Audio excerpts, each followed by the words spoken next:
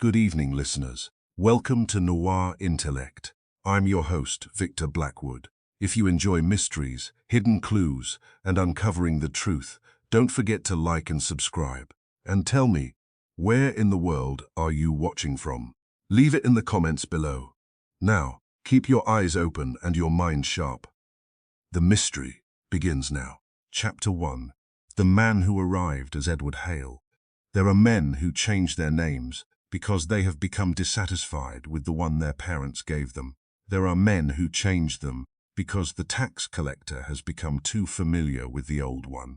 There are men who change them because a wife, a creditor, or a policeman has developed an inconvenient memory. And then there was the man who came to Nero Wolfe's brownstone carrying 3 identification cards, 3 names, 1 face, and the expression of somebody who had discovered that changing a name was considerably easier than escaping it. It was a wet Tuesday in New York, the sort of afternoon when the city looked as though somebody had washed it without bothering to dry it.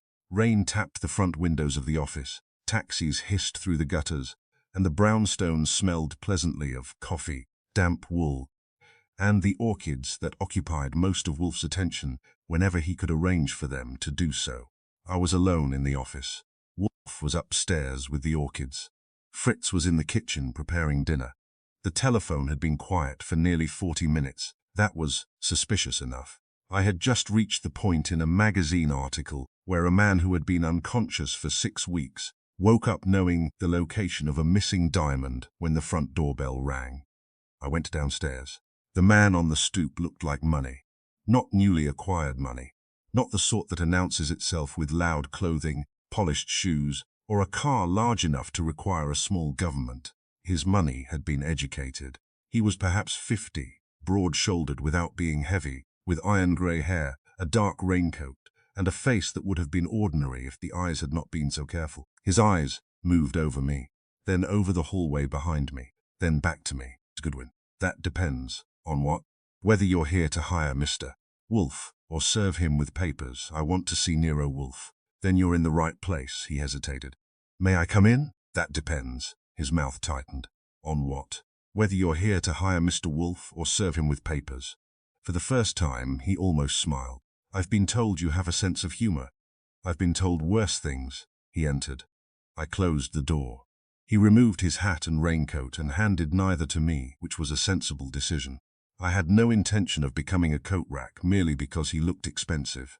Name? He looked at me. Edward Hale. Occupation? Business. What kind? Manufacturing. What do you manufacture? He hesitated again. Industrial equipment. Very interesting. He gave me a puzzled look. Is it? No, but it sounds respectable. He followed me into the office. The room was warm, comfortable, and orderly, with the rain reduced to a faint murmur against the windows. Wolfe's large chair stood behind his desk. The bookshelves were full, the orchids were upstairs, and the atmosphere suggested that nothing unpleasant had ever happened there. That illusion lasted perhaps 12 seconds. Mr. Hale sat. I remained standing. Wolfe is upstairs. I know. You've been here before? No. Then how do you know? I was told. By whom? He looked toward the staircase. Does he come down when called if the caller is important? I am important. That saves time. I went to the foot of the stairs. Wolfe. His voice came down from above. What? Edward Hale is here. Silence then. Who? I looked back at our visitor. He had gone very still. Edward Hale. Another silence. Send him up. The man stood. I stopped him. He'll come down. Why? Because he's Wolfe. A faint smile appeared. I've heard about him. You'll hear more. We waited. A minute later, Wolfe appeared at the top of the staircase. He had changed nothing about himself for the visitor. His grey shirt was open at the throat, his trousers were loose, his face was placid, and his expression suggested that he had been interrupted during a matter of considerably greater importance than whatever human trouble had arrived downstairs. He descended slowly. His eyes settled on the visitor. Mr. Hale? Yes, Wolfe entered. Sit. Hale sat again. Wolfe lowered himself into his chair. I took mine. For several seconds nobody spoke. Wolfe looked at the man's shoes, his hands, his face, his raincoat, then his left breast pocket. You have come about a name? Hale blinked. Yes. Not a missing inheritance. No, not blackmail. Hale hesitated. Possibly. Wolfe sighed. Mr. Goodwin. Yes? Hale is attempting to make my work difficult by answering questions before I ask them. I'll make a note. Hale leaned forward. I need you to find a man who is using my former name. Wolfe's eyes narrowed. Former name, yes. You changed it? Yes. Legally? Yes. How long ago? 8 months. Why? Hale looked at me, then at Wolfe. Because the name had become dangerous. To whom? To me. Wolfe said nothing. Hale reached inside his jacket. I shifted slightly. He noticed. I'm not armed. Most people who say that are not. He removed a leather wallet. From it he took 3 cards. He placed them on Wolfe's desk. Wolfe looked at them. I leaned forward. All 3 cards carried the same photograph. The photograph showed Edward Hale, or the man sitting before us. Same face, same eyes, same slight crease beside the mouth. But the names were different. The first identification card read, Edward Hale II, Thomas Reed III, Charles Morgan. I looked at Wolfe. Wolfe looked at the cards. Then he looked at Hale. Which are you? That is the problem. No. Wolfe's voice remained mild. That is not the problem.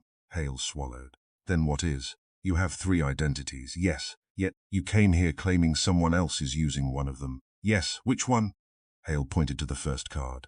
Edward Hale. You are Edward Hale, not anymore. Then who is Edward Hale? The visitor's expression changed. That's what I want you to discover. Wolfe picked up the first card. Tell me about him. Hale leaned back. Edward Hale disappeared 20 years ago. I glanced at the photograph. That seems inconvenient. He was a businessman, like you. Yes. What happened? He vanished. Dead? Not officially. Then why do you say disappeared? Because nobody ever found him. Wolfe set the card down. And the second name, Thomas Reed. Who was Thomas Reed? A man who died. How? Car accident. When? 23 years ago. Wolfe's eyebrows rose. So you have been using the name of a dead man. Not publicly. That is usually where names become useful. I needed a second identity. Why? Protection. From whom? Hale's fingers tightened. I don't know. That was the first answer he had given that sounded entirely honest. Wolfe noticed it too. You changed from Edward Hale to Thomas Reed. Yes. And then from Thomas Reed to Charles Morgan. Yes. When? 3 months ago. Why? Because someone began asking questions about Thomas Reed. What sort of questions? Where he had lived, where he had worked, who knew him, what happened to his family. Who answered, I did not. Why not? Because I was afraid.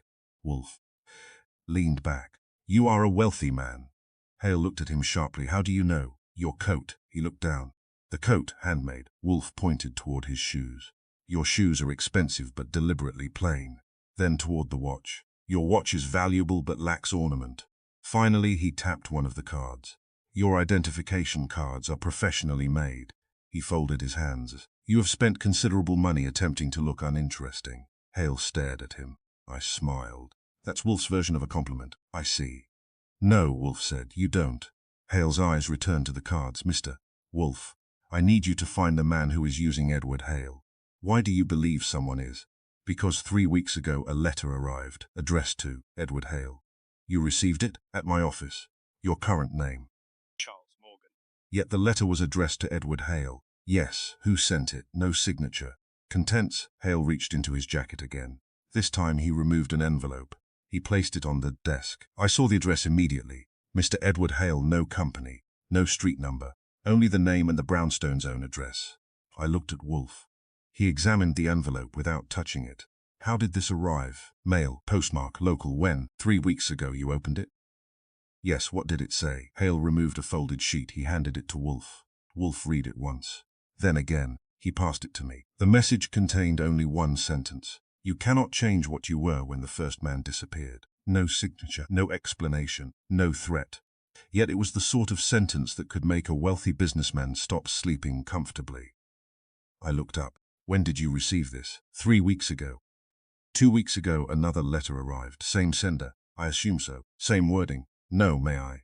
He handed me the second sheet. One name was borrowed. One name was buried. The third will not protect you. I read it twice. Wolfe held out his hand. I passed it to him. He placed both letters side by side. What did you do? I moved. Where? Another apartment. Another name. That was 3 months ago, yes. So the letters began after you became Charles Morgan. Yes. Yes. The first letter was addressed to Edward Hale. Yes. How did the sender know where to reach you? I don't know. Did anyone else know about the change? My lawyer. Who? Martin Avery. Anyone else? My secretary. Name? Judith Bell. Anyone in your family? No. Friends? No. Business associates? No. Wolfe looked at the man. Mr. Hale, you are either a very lonely man or a very careful one. I've had reason to be careful. Perhaps. Hale looked toward the door, I noticed. You want to leave? I should. You've been here less than 15 minutes. I've already told you what you need. No, Wolfe said. Hale looked at him. You've told me what you fear. What else is there? The truth. Hale's face tightened. Wolfe reached for the 3 identification cards. These are not all the same age. Hale said nothing. The Edward Hale card is old. Yes. The Thomas Reed card is older. Yes. The Charles Morgan card is recent. Yes. Yet all 3 photographs are identical. Yes. Who took the photographs? I did. With the same interesting, Wolfe turned the cards over. The backs were blank except for the usual issuing information. He examined the edges. Then he looked at Hale's face. You have used the same photograph for all 3 identities. It was practical. No. Wolfe's voice sharpened slightly. It was deliberate. Hale stared. Why? Because you wanted anyone comparing the documents to know that the 3 men were the same person. I didn't. You did. Why would I? That is what I intend to discover. Hale looked, suddenly exhausted. You don't understand, then explain. I am not running from one man. He glanced toward the Rain Street window. I am running from my own history. Before Wolfe could answer, the telephone rang. Sound cut through the room. Hale flinched, not a normal reaction. He did not merely look toward the telephone. He looked at it as though it had spoken his name. I answered. Nero Wolfe's office. A man's voice said, put Hale on. Who is this? Put him on. I looked at Wolfe. He watched Hale. Hale was already standing. Don't. The word came from Wolfe. Hale ignored him. He reached for the telephone. I handed it over. Hello. For several seconds he listened. His face lost color. Where? Nothing. What do you mean? He listened again. Then, no, another pause. You've got the wrong man. His eyes moved toward Wolfe. I changed that name. Silence. Then the man on the other end said something I could not hear. Hale closed his eyes. When he opened them, the fear was gone. What replaced it was worse, recognition. He set the telephone down. Wolfe regarded him. Who was it? Hale picked up his coat. I have to go. You have not paid me. I'll pay you. You have not retained me. I am retaining you. Then sit down. I can't. Why? Because they found me again. Who? Hale was already moving toward the door. The people who know who I was. He stopped with his hand on the knob. For one moment he looked back. Mr. Wolfe, yes? If anyone comes here asking for Edward Hale, don't tell them where I went. Where are you going? Hale gave a short, bitter laugh. Somewhere they haven't looked yet. Then he opened the door. He was gone. I closed it behind him. When I returned to the office, Wolfe was examining the 3 identification cards. He did not look up. Mr. Goodwin, yes? Lock the door. I did. Now, he said, we begin. I said, I think Mr. Hale has lied. About which name all 3? Do you think he's in danger? Certainly. From whom? Wolfe placed the 3 cards in a neat row. That depends upon which. Edward Hale disappeared 20 years ago. I looked at the photograph again. Same face. 3 names. 2 supposedly belonged to men who were no longer alive or no longer visible. 1 belonged to a wealthy businessman who had just walked out of our door in fear. Then I noticed something I had missed before. The photograph on all 3 cards was not merely identical. It was old. Older than the man sitting in the photograph should have been. The same face, the same expression, the same faint crease beside the mouth. But the man in the photograph looked perhaps 30. The man who had just left looked 50. I pointed. Wolfe. He nodded. I saw it. How long have you known? Since the first card. Then why didn't you say anything? Because I wanted him to leave believing we had noticed nothing. I stared at the empty doorway. You expected him to run. I expected him to be frightened. Same thing? No. Wolfe lifted the oldest identification card. The first mystery is not who is using Edward Hale's name. He looked at me. It is why Edward Hale's face has remained unchanged for 20 years. The rain continued against the windows. Somewhere upstairs, one of Wolfe's orchids shed a single petal. And for the first time that afternoon, I understood that the man who had entered our brownstone, calling himself Edward Hale, might not have come to ask us to find his past. He might have come because his past had finally found him. 2. The second name. The next morning began with a telephone call from a hotel clerk who had the apologetic tone of a man reporting a death without having the corpse to prove it. I was in the office at 8:15 drinking coffee and trying to persuade the morning newspaper to become interesting when the telephone rang. Nero Wolfe's office. This is the front desk at the Belvedere Hotel. Is Mr. Goodwin there? Speaking. Goodwin, a gentleman named Edward Hale, stayed here. Stayed, yes, sir. When did he leave? That's the problem. I waited. The clerk lowered his voice. According to our records, he checked out at 6 this morning. That sounds straightforward. Except he didn't. You're losing me. He left a key at the desk, but his room hasn't been occupied since last night. I put down my cup. Who registered him? Edward Hale. Under that name? Yes. Passport. Driver's license. Did he sign? Yes. Same signature card. Yes. And you're telling me he wasn't there? His luggage was. Not anymore. I looked toward the staircase. Wolfe was not yet downstairs. Who collected it? We don't know. That sounds less like a hotel and more like a railway station. I'm sorry, sir, don't be. You're improving my morning. Mr. Goodwin, there's another matter. Go ahead. A gentleman came in at 7:30, asking whether Mr. Hale had checked out. What gentleman? He called himself Thomas Reed.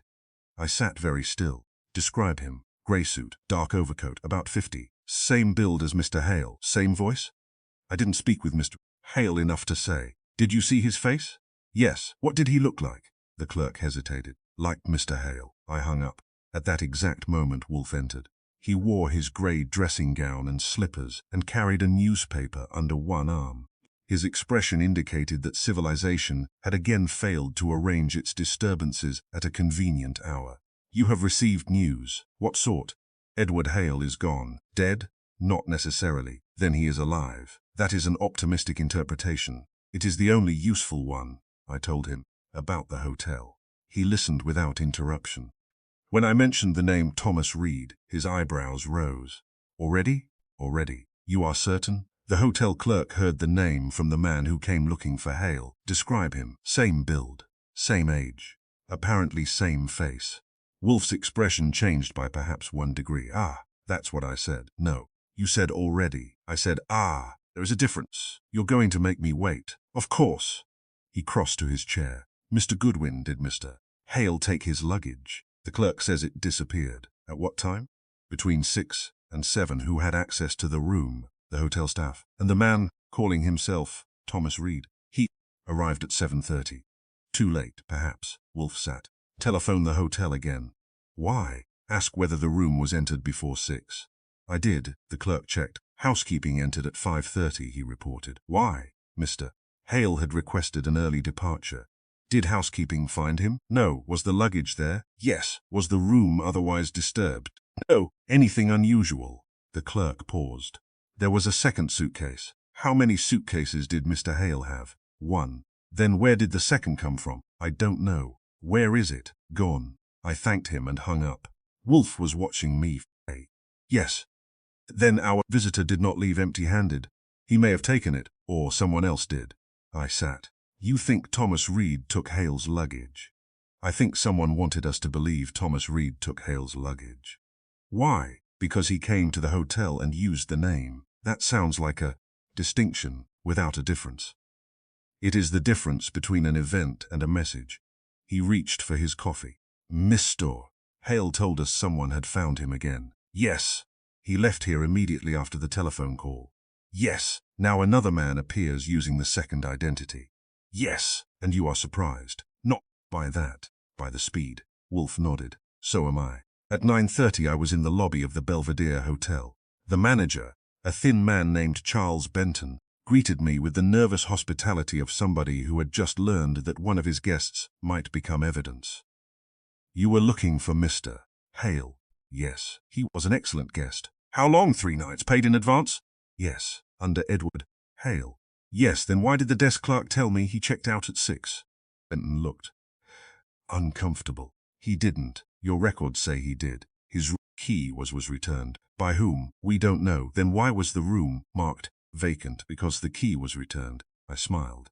Your hotel operates on some fascinating principles. He did not smile. I've spoken with the clerk. So have I, he says. Mr. Reed came in. Thomas Reed. Yes. What did he? Hale had left. Did he identify himself? Yes. How? Driver's license. Did you see it? No. Did the clerk? He says so. Was it genuine? I don't know. I looked toward the elevator. May I see Hale's room? Benton hesitated. Police? Then I can't. I produced Inspector Kramer's card. Benton, read it. I see. I was hoping you would. The elevator carried me to the 5th floor.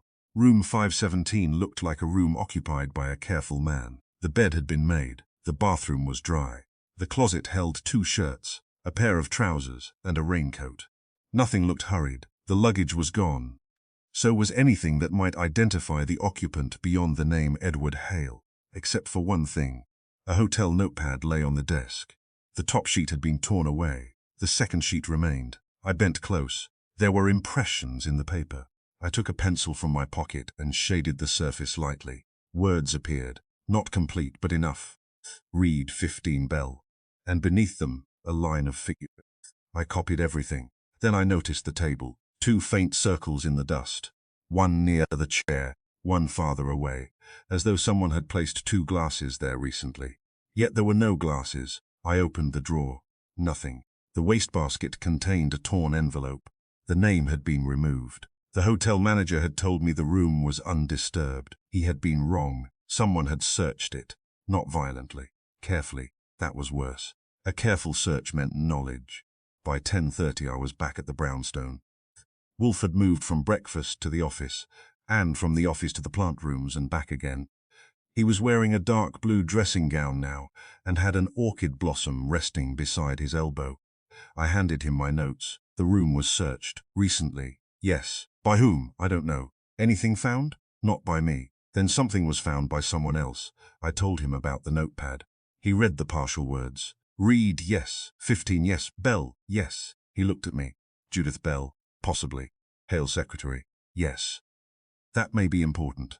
I thought you didn't trust coincidence. I don't, he returned to the figures. What are these? I don't know. You said the word Reed appeared. Yes. Where? Near the top, and 15, below it. He looked again. Interesting. You've said that 3 times this morning. Because you have brought me 3 interesting facts. He reached for the telephone. Call the hotel. What for? Ask whether Mr. Hale used the room's safe, the manager answered. Yes. Was it opened? We don't know. Was anything inside? Nothing. Did anyone inspect it? The night manager. Voice answered. Mr. Miles. Yes. Wolfe speaking. There was a pause. Yes, sir. You inspected room 5 then? Yes. When? Hale left. Was the safe empty? Yes. Are you certain? Yes. Was it locked? Yes. How did you open it? I have a master code. Did you record the contents? No. What did you expect to? Find nothing. Why? Because Mr. Hale had told us he wasn't using it. Wolfe's eyes sharpened. Thank you. He hung up. I said. He lied. Who? Hale. Certainly. He said nothing was happening. He said many things. Why would he tell us about the identities? Because he wanted us to investigate the wrong problem. I thought about that.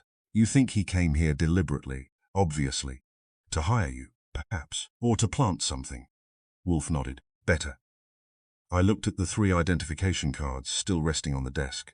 Then which part was planted? That is what we shall determine. At 11, I began calling Edward Hale's business associates.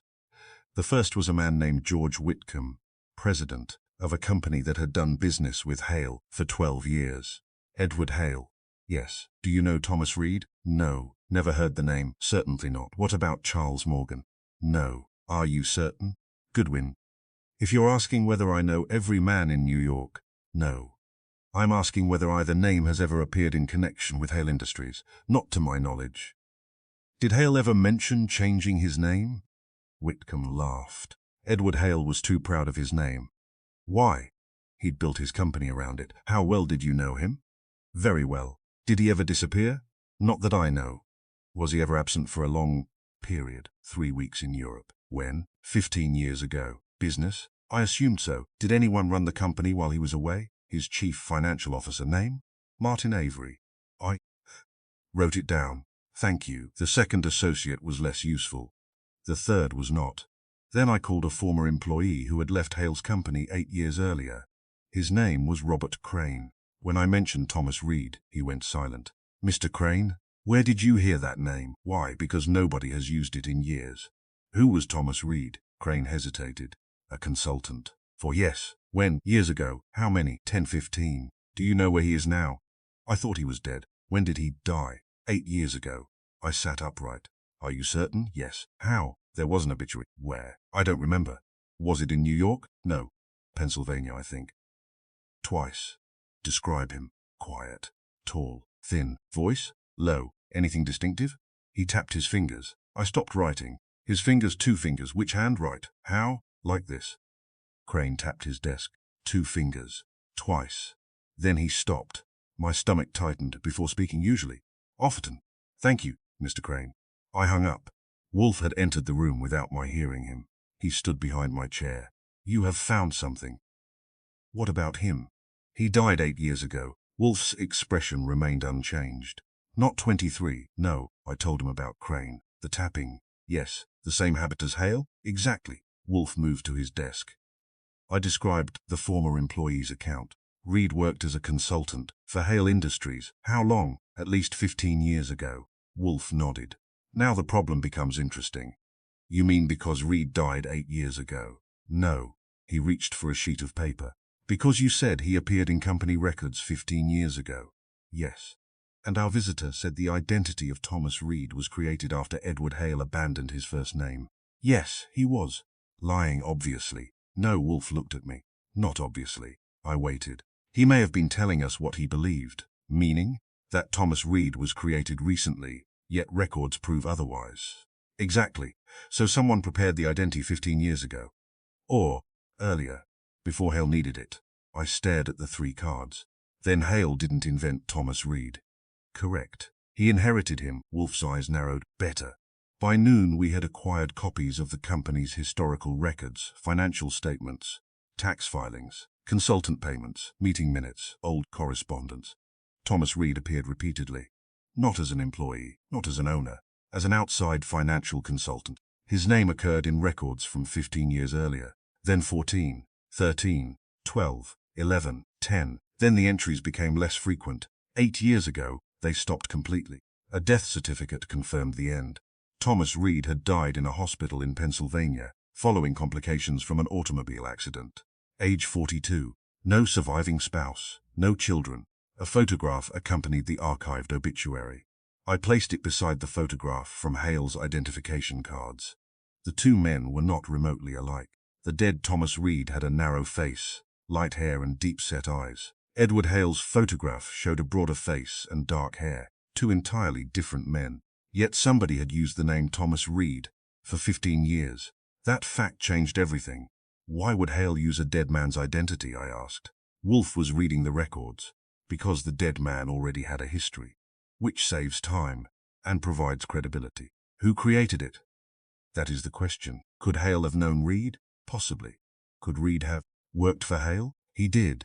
Then Hale could have stolen his name after the man's death. 8 years ago. But the records go back 15 years. Yes, so he couldn't have. Not unless he was planning ahead. I laughed. Nobody plans an identity 15 years ahead. Wolfe looked up. Somebody did. The afternoon brought another surprise. A financial analyst named Philip Morton agreed to meet me at a restaurant on Madison Avenue. He had worked for Hale Industries during the period when Thomas Reed appeared in the records. He was nervous before I mentioned the name. When I did, he became more nervous. You know him. I knew of him. That's not what I asked. Morton looked toward the window. Thomas Reed was never really a consultant. What was he, an auditor? Different, very. Why was his title changed? I don't know. Who hired him, Mr. Hale? Edward Hale. Yes. Why? To examine certain accounts. Which accounts? Morton shook his head. Old accounts. From when? Before my time. Did Reed find it anything? He said he'd. What? I don't know. Then why do you remember him? Morton gave a nervous laugh. Because he disappeared. After the audit? Yes, disappeared. One day he stopped coming. When? 15 years ago. I leaned forward. But he died 8 years ago. I know. Did you hear about his death? Yes. Did you find it strange? Very. Why? Morton hesitated. Because I thought he had already been dead. The restaurant seemed suddenly too warm. What do you mean? After he stopped working for us, Mr. Hale told everyone Reed had gone back east. And, years later, someone mentioned his death. Who? I don't remember. But you thought he'd died earlier. Yes. Why? Morton lowered his voice. Because Mr. Hale told me so. I sat back. When? About 10 years ago. Edward Hale told you Thomas Reed was dead 10 years ago. Yes. Yet the real Thomas Reed died 8 years ago. Morton looked frightened. I never thought about it. You should have. I know. Did Hale ever explain? No. Did he ever use Reed's name after that? Morton stared at me. Not in public. What does that mean? Sometimes letters arrived addressed to Reed. At the company? Yes. Who received them? Mr. Hale. Did he open them? I don't know. Where were they kept? His private office. Did anyone else know? Morton shook his head. I shouldn't be telling you this. You've already told me. He looked miserable. Then don't quote me. I won't. That was not entirely true. I returned to the brownstone after 5. Wolfe was in the plant rooms. I found him beside a large orchid whose petals were deep purple. How was your day? Confusing. Excellent. I thought you'd appreciate that. I gave him the full report. When I reached the part about Hale declaring Thomas Reed dead 10 years ago, Wolfe became motionless. The actual death occurred 8 years ago. Yes. So Hale announced a death 2 years before it happened. Apparently. To whom? A former employee. That is important. I thought the 15-year record was more important. They are connected. How? Wolfe looked at the orchid. Suppose a man wishes to create an identity. All right, he needs records, employment, bank accounts, tax history, references, exactly. How long would that take, if done properly? Years. Precisely, he turned toward me. An identity created yesterday is suspicious. An identity with 15 years of history is respectable, even if its owner is dead. Especially then. I understood. The second name was prepared. Yes. Long before Hale used it. Yes. Then someone expected a man to need Thomas Reed. Correct. Who? Wolfe's eyes sharpened. That is our next question. At 7 that evening, I received a telephone call. The voice belonged to Judith Bell, Hale's secretary. I need to see you. Where? Not the office. Why? Because someone has been there. Who? I don't know. Files were opened. Which files? Old ones. Thomas Reed. Silence. Then, yes. When? Today. Who was there? I arrived at 4. Anything missing? One file? What file? I don't know. You don't know what was missing? I was afraid to look. Why? Because the file had a name on it. Whose? She lowered her voice. Edward Hale. I glanced toward Wolfe. He was already watching me. Where are you now? At the public library on 5th Avenue. Stay there. I will. I hung up.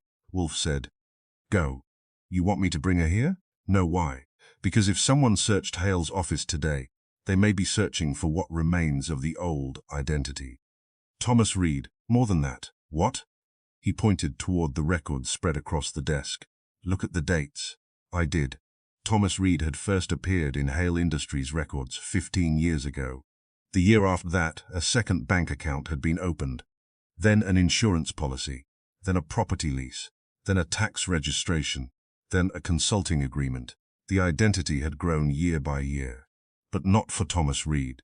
For someone who would someday need to become him. I looked at Wolfe. Someone built a man who was already dead. Not dead then. I froze. What? That is the assumption. The death certificate says 8 years ago. Yes. But if the identity was being prepared 15 years ago, then perhaps Thomas Reed was alive when the preparation began. And someone was planning for the day he would disappear. Exactly. I looked again at the photograph of the dead man. Different face, different life, different history. Yet his name had somehow become a shell waiting for another man. Wolfe. What if Edward Hale didn't steal Thomas Reed's identity? Then, what if Thomas Reed was created for Edward Hale? Wolfe's eyes settled on me. Now you are thinking, Judith Bell. Arrived at the brownstone at 8:30. She was in her early 40s, composed, attractive, and visibly frightened. I brought her into the office. Wolfe was waiting. She looked at him. Mr. Wolfe, Miss Bell, you found me. No. He gestured toward me. Mr. Goodwin found you. She sat. I don't know how long I can stay. Then speak efficiently. She glanced at me. I have worked for Mr. Hale for 11 years. Under which name? Edward Hale. Did you know about Thomas Reed? Yes. When? From the beginning. What did you know that Mr. Hale used the name? Only that, she hesitated. No. Wolfe leaned forward. Tell us. He had records under Thomas Reed before I met him. How far back? At least 10 years. 10. That's what I saw. What did he say? Once. That something were better left unexamined. Did he tell you Reed was dead? Yes. When? 8 years ago. Did he say Reed had died? No. Then what did he say? She looked down. Said Thomas Reed had finished his usefulness. The room went silent. I felt a chill despite the warm office. Those were his words? Yes. Did he ever explain? No. Why did you stay? She looked almost offended. Because I was paid extremely well. That was the most practical answer of the day. Wolfe nodded. Quite. I asked, did anyone else use the name? I don't know. Did anyone ever send mail addressed to Reed? Sometimes. Who received it? Mr. Hale. Did he open it? Always. Did anyone ever call asking for Reed? Once. When? About 3 years ago. What happened? Hale took the call privately. Did you hear anything? Only one sentence. What sentence? She swallowed. He said, Thomas Reed is dead. I looked at Wolfe. 3 years ago. Yes. And the real Reed died 8 years ago. Yes. Judith folded her hands. There is something else. What? Mr. Hale had a drawer in his private office. What kind? Locked. What was inside I never saw. What happened to it? Yesterday it was open. Who opened it? I don't know. What was missing? An envelope. What did it look like? Brown, size, legal, name. She hesitated. Thomas Reed. Wolfe's expression did not change, but I knew him. The case had just moved another step inward. Judith left after giving us the location of Hale's office and promising to answer further questions. I stood beside the desk. So. Wolfe remained silent. Thomas Reed was not merely an identity. No, he was a prepared identity, yes. Someone built it over 15 years. Yes. For whom? Wolfe looked toward the 3 identification cards. That is the question. Do you think Hale created it? No. Why not? Because he was too surprised by it. I remembered Hale's reaction when I had mentioned the name. The pause, the fear, the sudden departure. You think he inherited it? Yes. From whom? Wolfe shook his head. Not yet. He picked up the photograph of the real Thomas Reed. The dead man is the key. Because he had the identity. No. Then why? Because someone knew him well enough to build a second life around his name. I looked at the photograph again. Thomas Reed, dead 8 years. Yet his name had been growing quietly in financial records for 15 years. A ghost before he died, a living identity after his death. And somewhere in the middle stood Edward Hale, a wealthy businessman who had arrived at our brownstone carrying 3 names and the same young face on every card. The telephone rang. Neither of us moved for a second. Then, I answered, Nero Wolfe's office. A man's voice said, Is Edward Hale there? No. Where is Thomas Reed? I looked at Wolfe.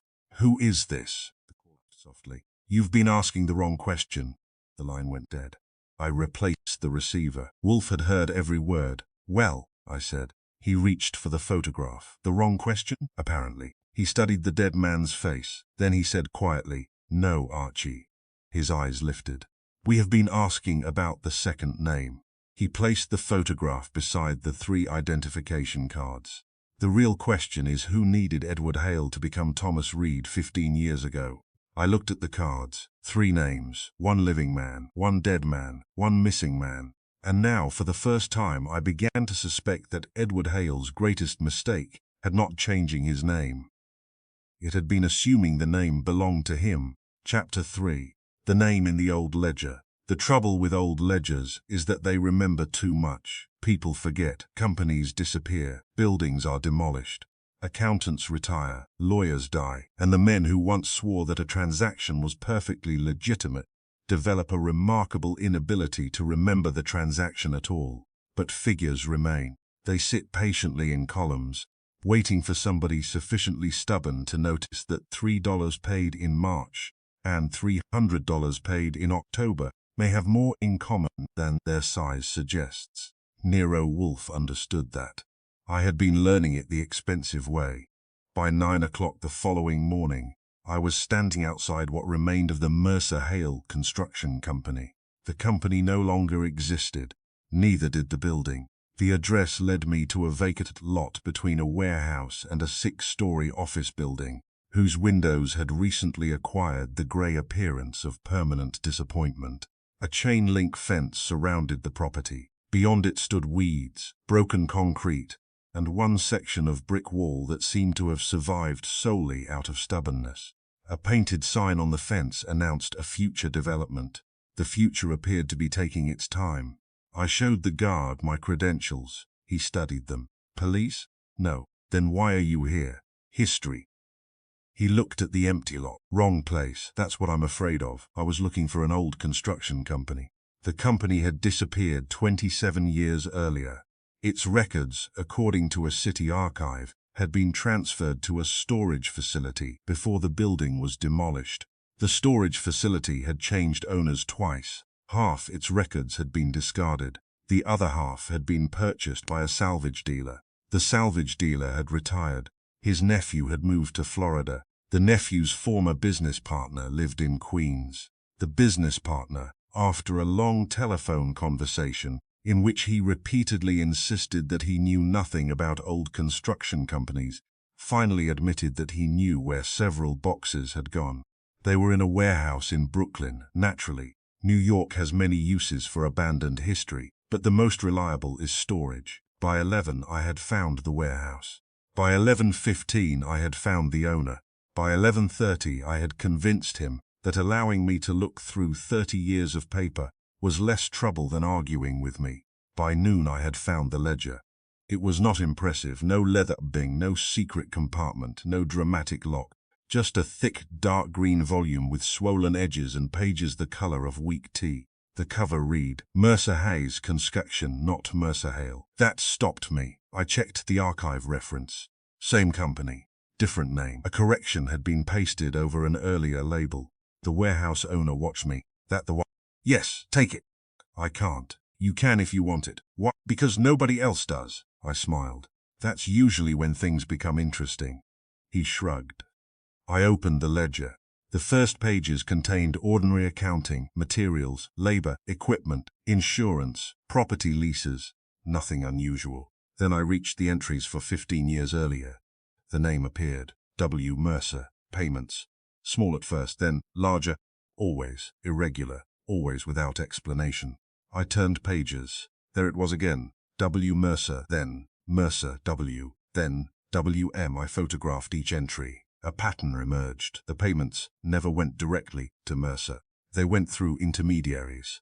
A printing company, a legal office, a bank, a property agent. One payment was recorded as consulting, another as architectural research, another as special disbursement. The amounts were not enormous, but there were many, enough to suggest a continuing purpose. I turned another page. A handwritten note appeared in the margin. Keep separate from Hale account. I read it twice. Then I called Wolfe. He answered on the second ring. Yes. I found something. That is why you called. Old construction company. Name Mercer Hayes. Construction. Connected to Hale? Eventually. How? That's what I'm trying to establish. I told him about the payments. When I mentioned the note, he became silent. Repeat it. Keep separate from Hale account. Precisely? Yes, send me a photograph. I will. Do not remove the ledger. I wasn't planning to. Do not allow anyone else to inspect it. That may be difficult. Then be difficult. He hung up. I photographed the page. Then I turned another. The next entry contained the name in full. William Mercer. The amount beside it was considerable. And beside the payment, someone had written, for preparation, nothing else. I closed the ledger. For the first time that morning, I had the unpleasant feeling that the old book had not merely confirmed a suspicion. It had opened a door. The accountant's name was Henry Wallace. He was 81, lived in a modest apartment in Queens, and answered his door wearing a cardigan and the expression of a man who had spent his life distrusting surprises. I introduced myself. I've come about Mercer Hayes Construction. He looked at me for several seconds. I haven't thought about that company in 30 years. Then perhaps you'll enjoy thinking about it again. I doubt it. He let me in. The apartment contained books, framed photographs, and enough clocks to suggest that Mr. Wallace did not trust any single one to keep time. We sat in the living room. I showed him a photograph of the ledger. He adjusted his glasses. "That's my handwriting." "I thought it might be. Where did you get this?" "How?" He frowned. "I thought everything had been destroyed." "Not everything." He stared at the page. "Who gave you permission to examine it?" "The dead." He looked at me. "What?" "They didn't object." He almost smiled. "You're Archie Goodwin."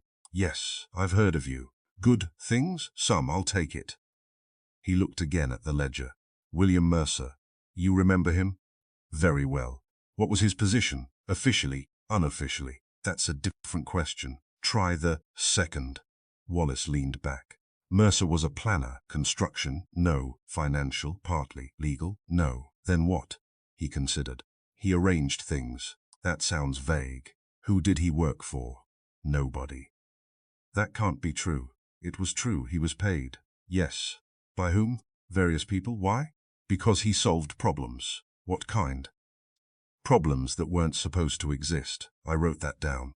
Wallace noticed. "Don't quote me." "I won't." "What are you looking for, Edward Hale?" His expression changed. "Who?" "Edward Hale." He stared at me. "I never knew an Edward Hale." "You knew Mercer Hayes Construction?" "Yes."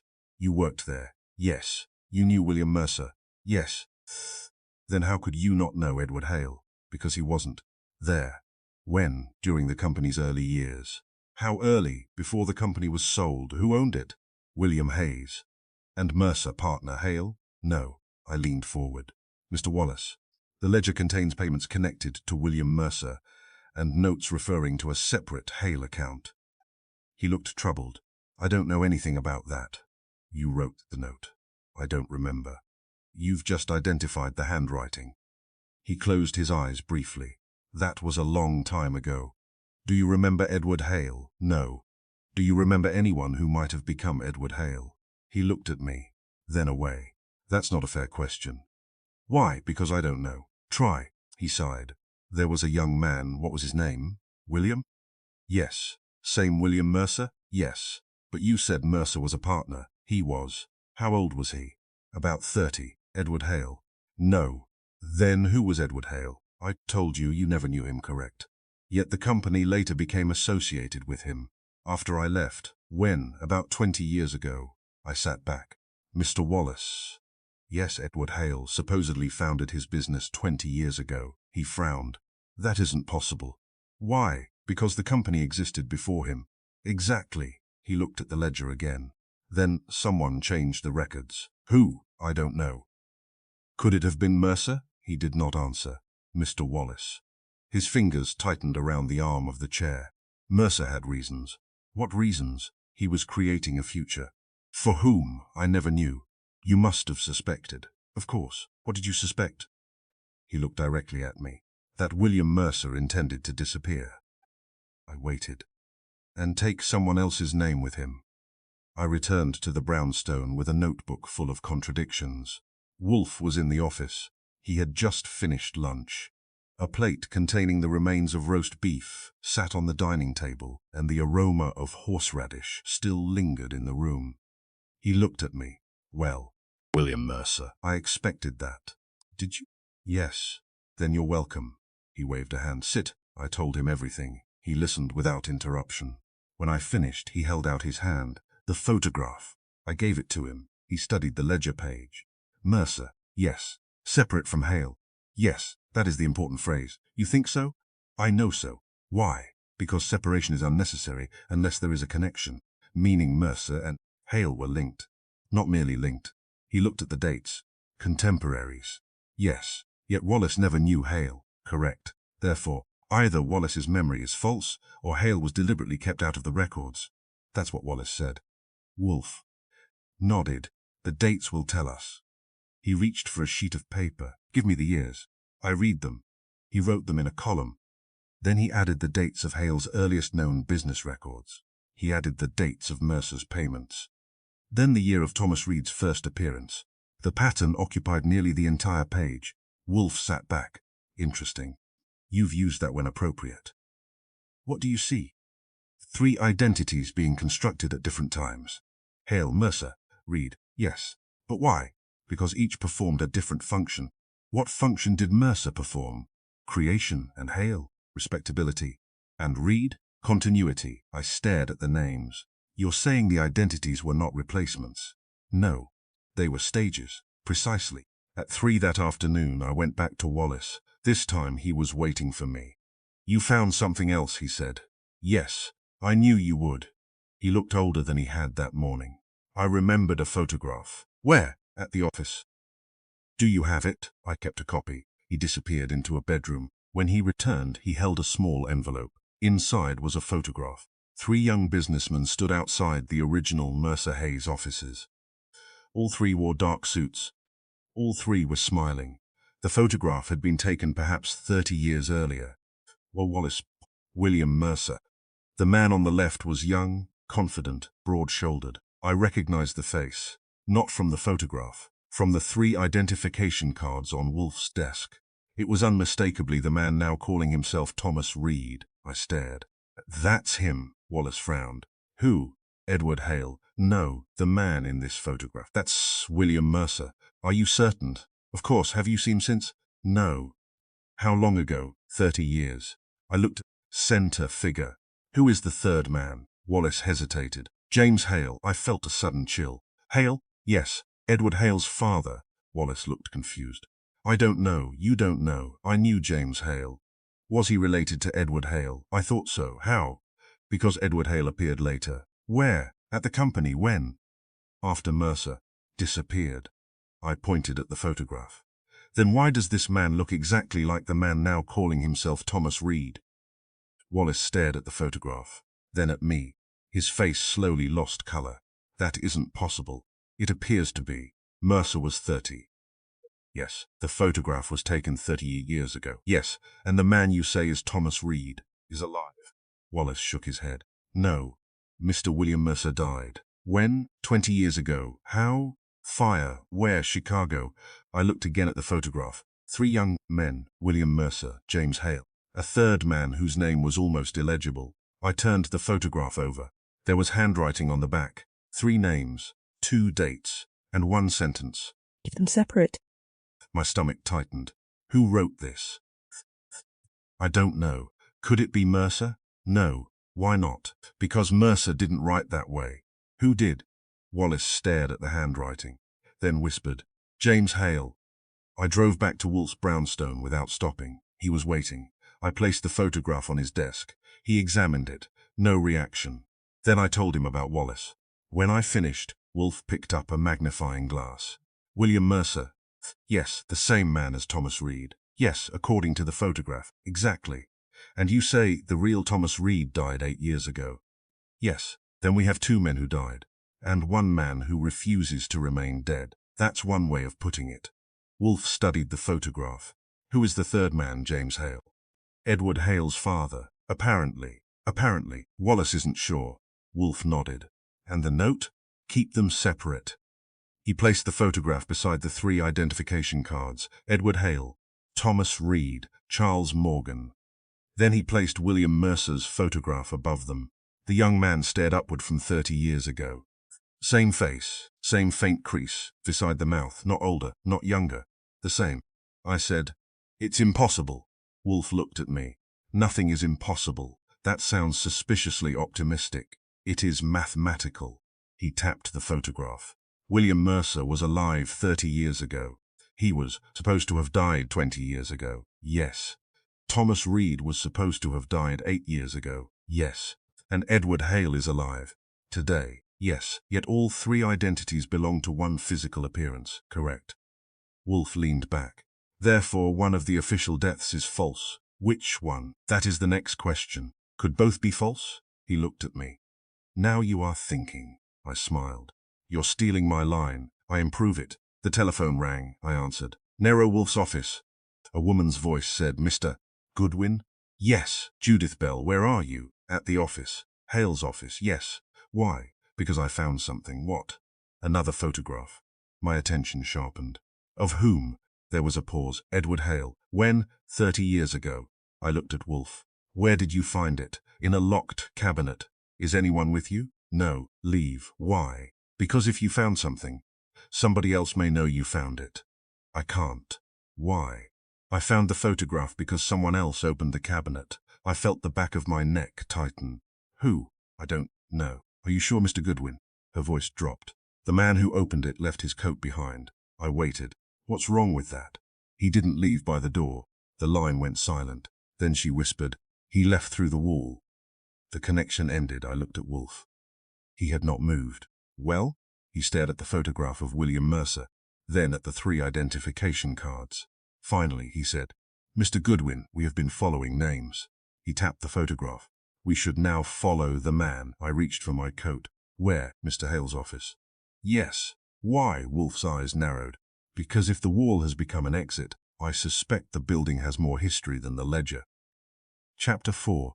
The photograph with 3 men. There are photographs that preserve a moment. There are photographs that preserve a lie. And there are photographs that do both so successfully that you need a detective to tell them apart.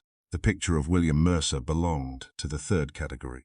By the time Inspector Kramer and I reached the old Hale office building, the photograph had acquired more importance than the 3 identification cards, the ledger, and possibly my lunch. The building itself had once been impressive. Now it looked like an accountant's memory of a successful business. 6 floors of brown brick, tall windows, a narrow entrance, brass lettering so worn that only fragments remained. The sign for beside the door read, Halley Industrial Holdings. Someone had added a newer plaque beneath it. Private Offices. Kramer looked up. You said the woman found a photograph. Yes. And a man disappeared through a wall. That's what she said. He gave me a sideways look. You believe her? I believe she was frightened. That's not an answer. It's the best one I have. We entered. The lobby smelled of dust, floor polish, and old paper. A security guard stood behind a desk reading a newspaper. Kramer showed his badge. 5th floor. The guard looked at him. Company officers? Police. The guard immediately became interested. What happened? Nothing. Then why are you here?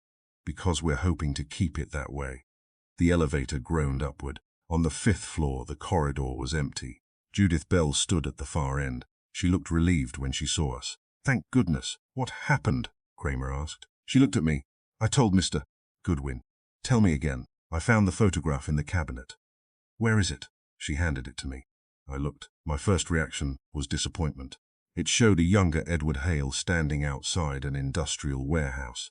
At least that was what the handwritten note on the back claimed. Edward Hale, William Mercer, James Hale. The 3 men stood beside one another, or apparently did. Hale occupied the center. James Hale stood to his right. William Mercer stood to the left. But Mercer was not looking at the camera. He was looking toward a narrow doorway several feet behind him, a door with a brass plate, a locked office. I looked closer. The photographer had captured it clearly. Mercer was standing beside the door, not beside the other 2 men. His body was angled toward it. His right hand rested near the handle. Interesting, I said. Kramer glanced over. What's interesting? Mercer. He looks like the others. That's not what I mean. I handed him the photograph. He isn't posing. Kramer examined it. So? Hale and James Hale are facing the camera. Yes. Mercer is watching the office. Maybe he hated photographs. Maybe. I took the picture back. Where did you find it? Judith pointed toward a door. Private office. We entered. The room had been searched, not destroyed. Searched. Drawers remained slightly open. Folders had been moved. A filing cabinet stood unlocked. Nothing had been thrown. Whoever had searched the place had known exactly what he wanted. What was missing? Kramer asked. Judith swallowed. I don't know. Try the old company records. Which ones? Anything relating to Mercer? I don't know. Kramer turned to me. You see why I don't enjoy business cases? They're less honest than murders. Exactly. I walked toward the cabinet. One drawer contained files from 20 years earlier. Another from 15. Another from 10. The Mercer file was missing. I found an empty folder. The label read, Mercer William. Inside was nothing except one torn sheet. The lower portion of a letter. Only 5 words remained. Seal remains with the company. I read it twice. Judith. Was there a company seal? She frowned. I don't know. Who would know? The old accounting department. Where? Brooklyn. Still operating? No, of course. I smiled. New York was becoming remarkably consistent. The warehouse from the photograph was our next stop. It took 2 hours to establish where it had been.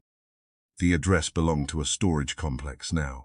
The original building had been demolished 15 years ago, but the city archive preserved a property map. According to the map, the warehouse had belonged to nobody. Not officially. The property had been held under a temporary trust. No company name, no individual owner, no mortgage, no tax record. Kramer stared at the file. That's impossible. Apparently, every building belongs to somebody. Not every record does. He read the map again. How long? 32 years. 32 years, according to this. Who paid the taxes? Unknown. Who insured it? Unknown. Who used it? Unknown. I pointed toward the photograph. Yet, 3 businessmen stood outside. Kramer looked at the picture. Maybe they weren't businessmen. 3 men in suits outside a warehouse. Could have been a picnic. With a locked office, he sighed. Let's find someone who remembers. We found 4 people. All 4 remembered the photograph. None agreed about it. The first was George Whitcomb, the former president of a manufacturing company that had once purchased equipment from Hale. He examined the photograph. Partners. All 3? Certain, absolutely. What kind of partnership? Construction and industrial supply. William Mercer, financial. James Hale, operations. Edward Hale, sales. I showed him the photograph again. Why is Mercer standing apart? He always did. Meaning, he preferred control. Was he senior? No. Then why did he stand apart? Whitcomb shrugged. Personal habit. The second witness was a retired attorney named Robert Ellison. He gave a completely different account. Competitors. All 3 know. Then, Mercer and James Hale were competitors, and Edward Hale, an intermediary for whom Mercer. Why? I don't remember. Then, call them competitors? Because they were. You sound uncertain. I am old. That isn't a defense. It should be. The third witness, an elderly warehouse foreman named Peter Sloan, laughed when I showed him the picture. They weren't partners. What were they? One was the boss. Which? He pointed at James Hale. The other 2 worked for him. Yes. Edward Hale? Yes. You're sure? Sure. Look at their trucks. How often? Every week. Then why does the photograph look formal? Because someone wanted it to. Sloan shrugged. Mercer. That name again. The fourth witness changed everything. She was an 86-year-old woman named Helen Price. Her father had owned a small printing company that served construction firms. She studied the photograph for almost a minute. Then she pointed at Mercer. He shouldn't be there. Why? Because he was supposed to be dead. I felt the same unpleasant sensation I'd experienced when Wallace told me William Mercer had died 20 years ago. When did he die? That's the trouble. What trouble? He died twice. I waited. She smiled faintly. Or at least that's what my father said. Explain. William Mercer disappeared. When? About 20 years ago. Was his death reported? Eventually. But my father said Mercer had been gone for years. 5. I wrote it down. He said Mercer had stopped using his own name. I looked at the photograph. Did your father know what name he used? No. Are you certain? She nodded. He said Mercer had 3 names. I felt a chill. Do you remember any? She looked at me. 1. Which? She whispered. Thomas Reed. When I returned to the brownstone, Wolfe was waiting in the office. I placed the photograph on his desk. He studied it. Then I gave him the 4 accounts. Partners, competitors, employee, and employer. A dead man who supposedly had 3 names. Wolfe listened without interruption. When I finished, he turned the photograph sideways. Why? Because it is easier to see the composition. It's a photograph. Exactly. He pointed. Where are the men looking? Hale at the camera. James Hale? Camera. Mercer? The office? Therefore, he's watching the door. Yes. Wolfe placed the photograph flat again. Now look at their distances. I did. James Hale and Edward stood close together. Mercer stood several feet away. Not enough to appear excluded, enough to appear separate. Mercer isn't part of the portrait, I said. No, he's guarding something. Perhaps. The office? Yes. The locked office? Yes. So why photograph him? Because the photographer wanted him included. Yet Mercer didn't want to be included. I looked at Wolfe. Who took the picture? He shook his head. That is not yet important. Then what is? The warehouse, because it belonged to nobody. Because it belonged to someone. I frowned. The records say no owner. The records say no legal owner. Difference? Everything. He tapped the photograph. The building was deliberately separated from the companies. Like the accounts, yes. Like the names, yes. Keep them separate. Precisely. Wolfe leaned back. The entire enterprise depended upon separation. I felt the case rearranging itself. Mercer from Hale, yes. Accounts from accounts, yes. Companies from properties, yes. Names from identities, exactly. I stared at him. Someone designed all this. Of course, not Hale, not originally. Possibly. But Mercer was supposed to have died, supposedly. The company seal was found the next morning. It was not in the office. It was not in the warehouse records. It was not in the municipal archive. It was in a basement room beneath an old printing company on Canal Street. The printing company had once produced invoices, contracts, advertisements, and legal documents for Mercer Hayes Construction. Its owner, now 90, remembered the seal. Mercer brought it himself. What did it say? Can't recall. Try. He frowned, then smiled. Yes. He disappeared into a back room. A few minutes later he returned carrying a small wooden box. Inside lay an old brass seal. The handle was dark with age. The metal plate bore a name. Not Mercer, not Hale, not Reed. Company, Mercer Development Trust. I stared. That company disappeared 20 years ago. The old printer nodded. That's what they wanted.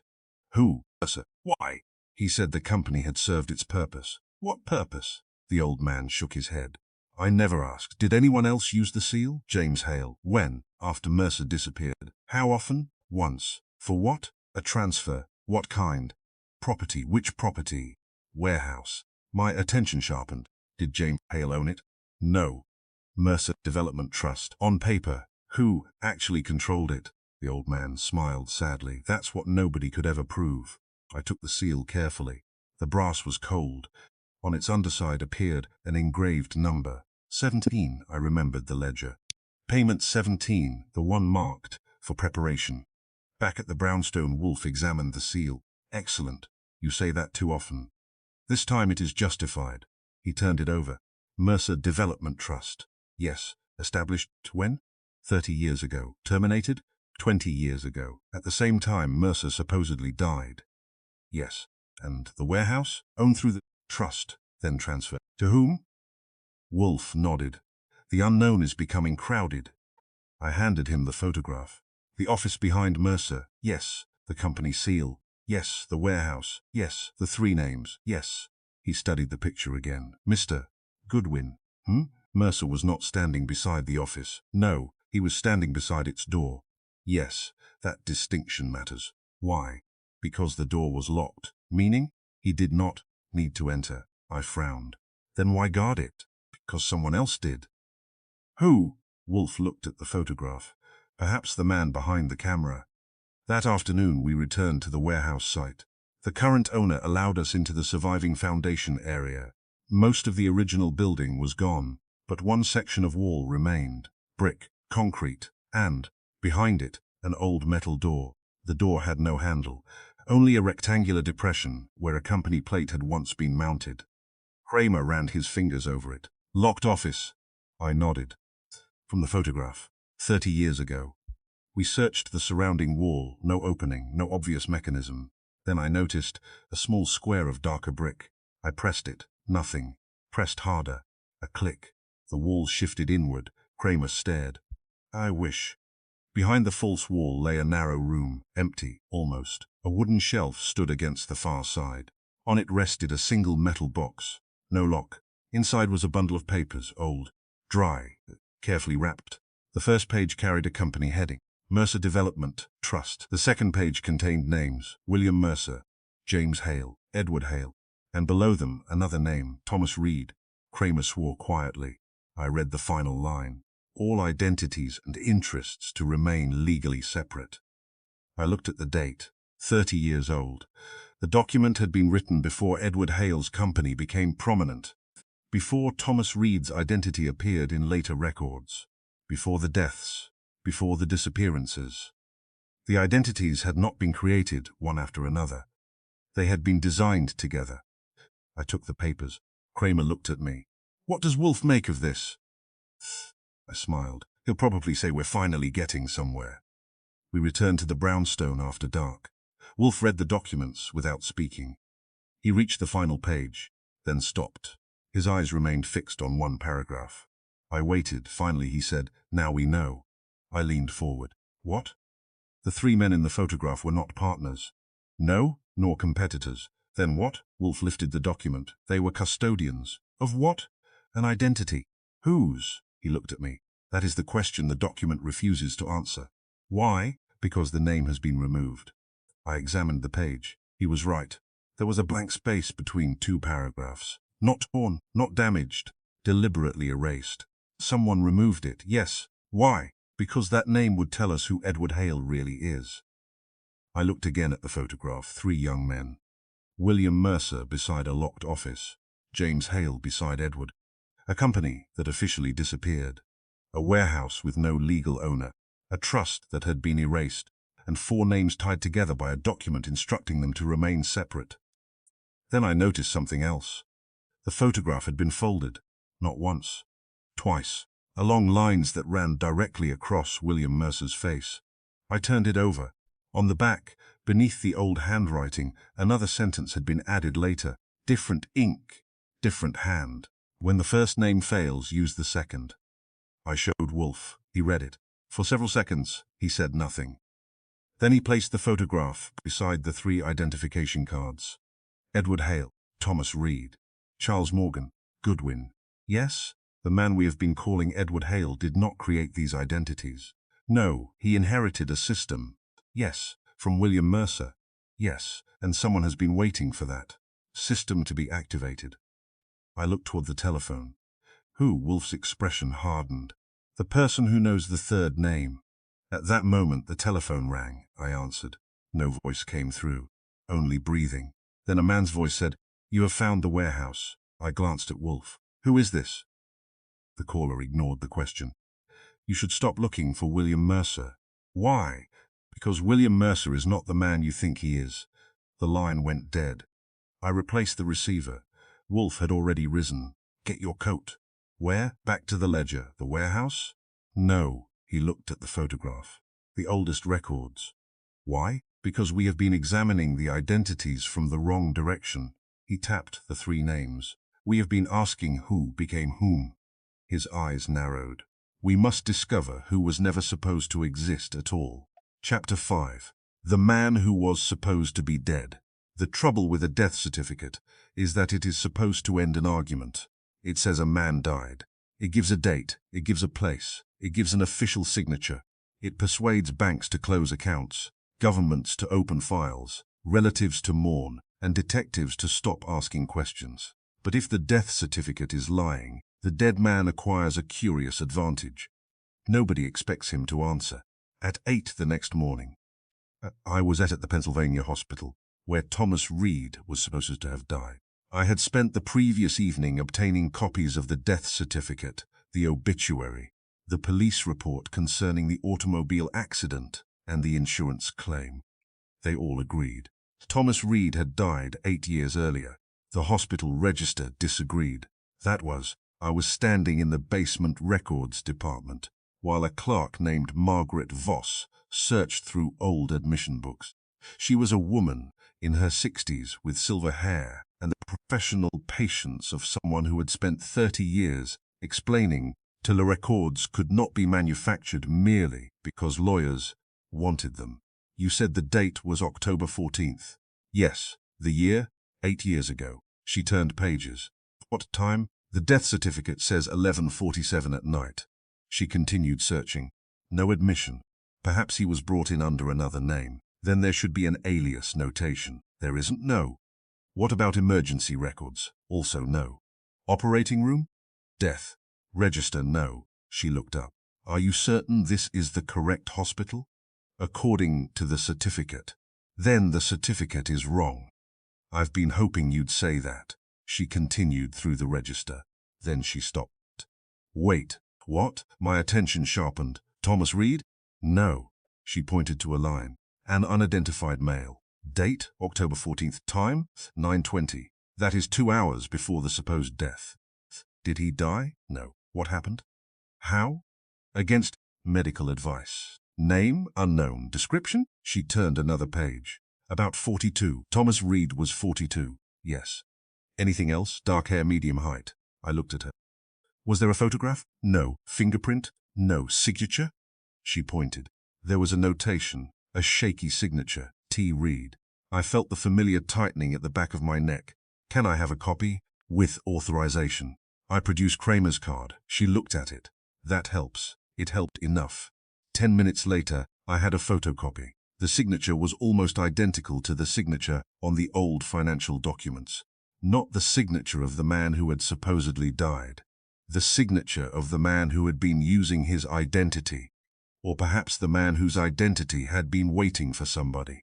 That distinction had become increasingly unpleasant. Back at the brownstone, Wolfe was in the plant rooms.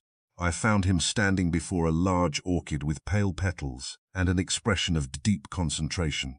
Thomas Reed didn't die at the hospital. You sound pleased. I am.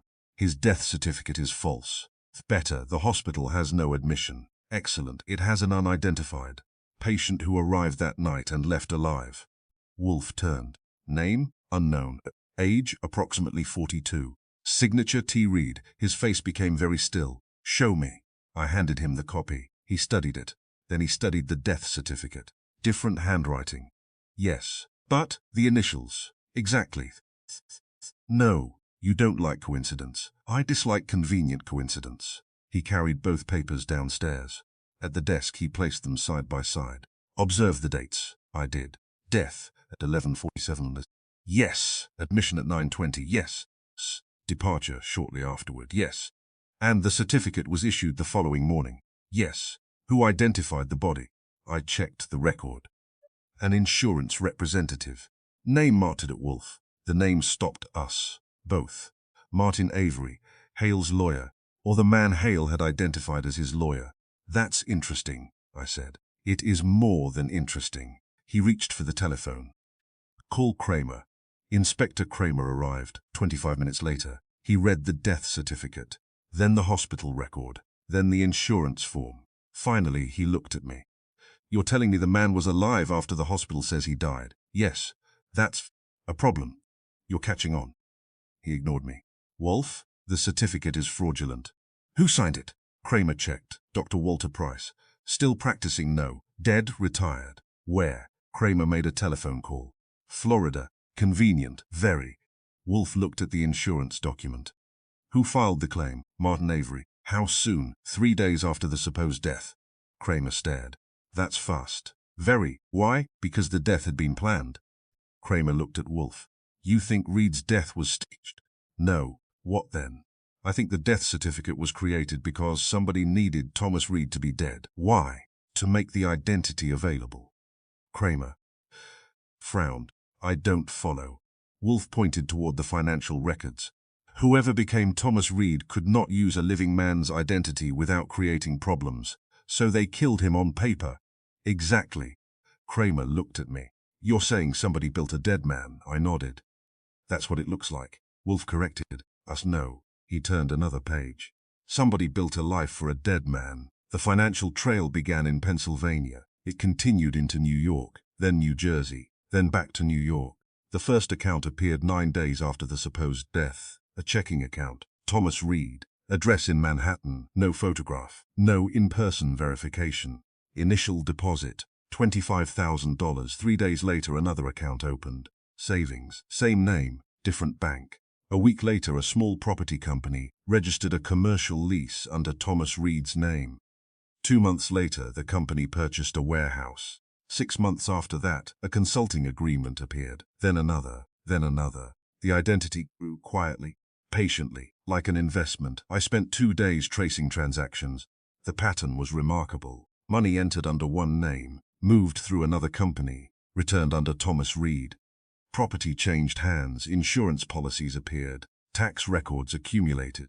Nothing dramatic, nothing large enough to attract immediate attention, but together they created a complete financial life. A life for a man who officially did not exist. I brought the files to Wolfe. He read them at his desk while Fritz prepared dinner upstairs. You see the pattern? He asked. Yes. Say it. Thomas Reed's identity was active immediately after his supposed death. Then it continued for years. Yes, someone maintained it. Correct. Who? Wolfe looked at the Oldest transaction.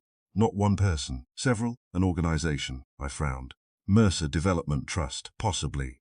The company seal, William Mercer, yes. James Hale, yes. Edward Hale, yes. He placed the papers in a row. The identities were components. Of what? A structure, ownership. I looked at him. The properties, the companies, the accounts, the names, the separation, exactly. Wolfe's finger moved from one document to another. The purpose was to keep control without allowing any single name to appear responsible. Mercer owned one thing, Hale another, Reed another, yet the same people controlled all three. Precisely, I thought of the old note. Keep them separate. They created legal distance, yes. And Thomas Reed was the most useful. Why? Because he was dead. Wolfe nodded. A dead man cannot attend a meeting, cannot sign in person, cannot deny ownership, be questioned. Exactly.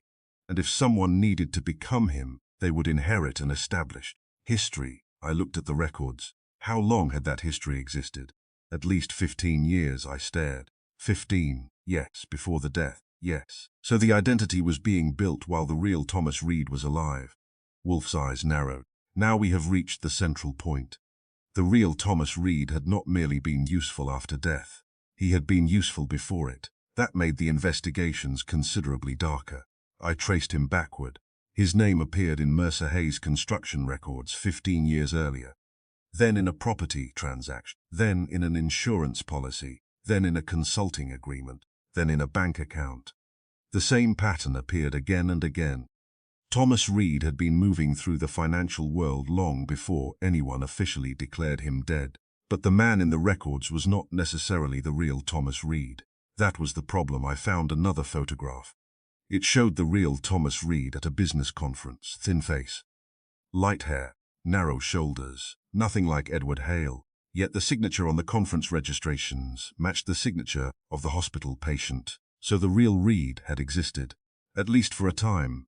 Then someone had begun constructing a second life around his name, a second life that survived him.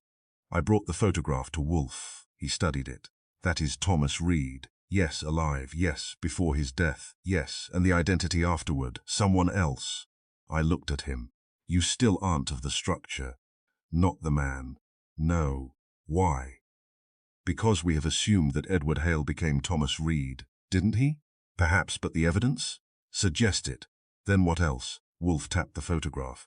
Someone had been using Thomas Reed's name before his death. Meaning, perhaps Edward Hale was not the first. I stared. You think there was another?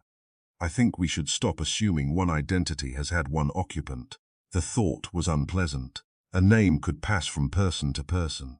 A legal identity could become an empty house. Anyone could move into it. If the records were prepared carefully enough, nobody would notice. The next clue came from a bank. Not because banks are naturally generous with information, but because the manager had once worked with Martin Avery. That made him willing to talk. His name was Samuel Hart. He remembered Thomas Reed's account, opened 15 years ago. By Reed? Yes. Did you meet him? Once. What did he look like? Hart thought. Older than the photograph. How much? Maybe 40. Dark hair. Yes. Broad face? Yes. My attention sharpened. Could he have looked like Edward Hale? Hart looked at me. Very much. You're certain? Yes. Then why does the official photograph of Thomas Reed look different? I don't know. Could the photograph have been changed? Not by the bank. Who supplied? Thomas Reed. Did you see him signed? What habit? 2 fingers. Hart smiled.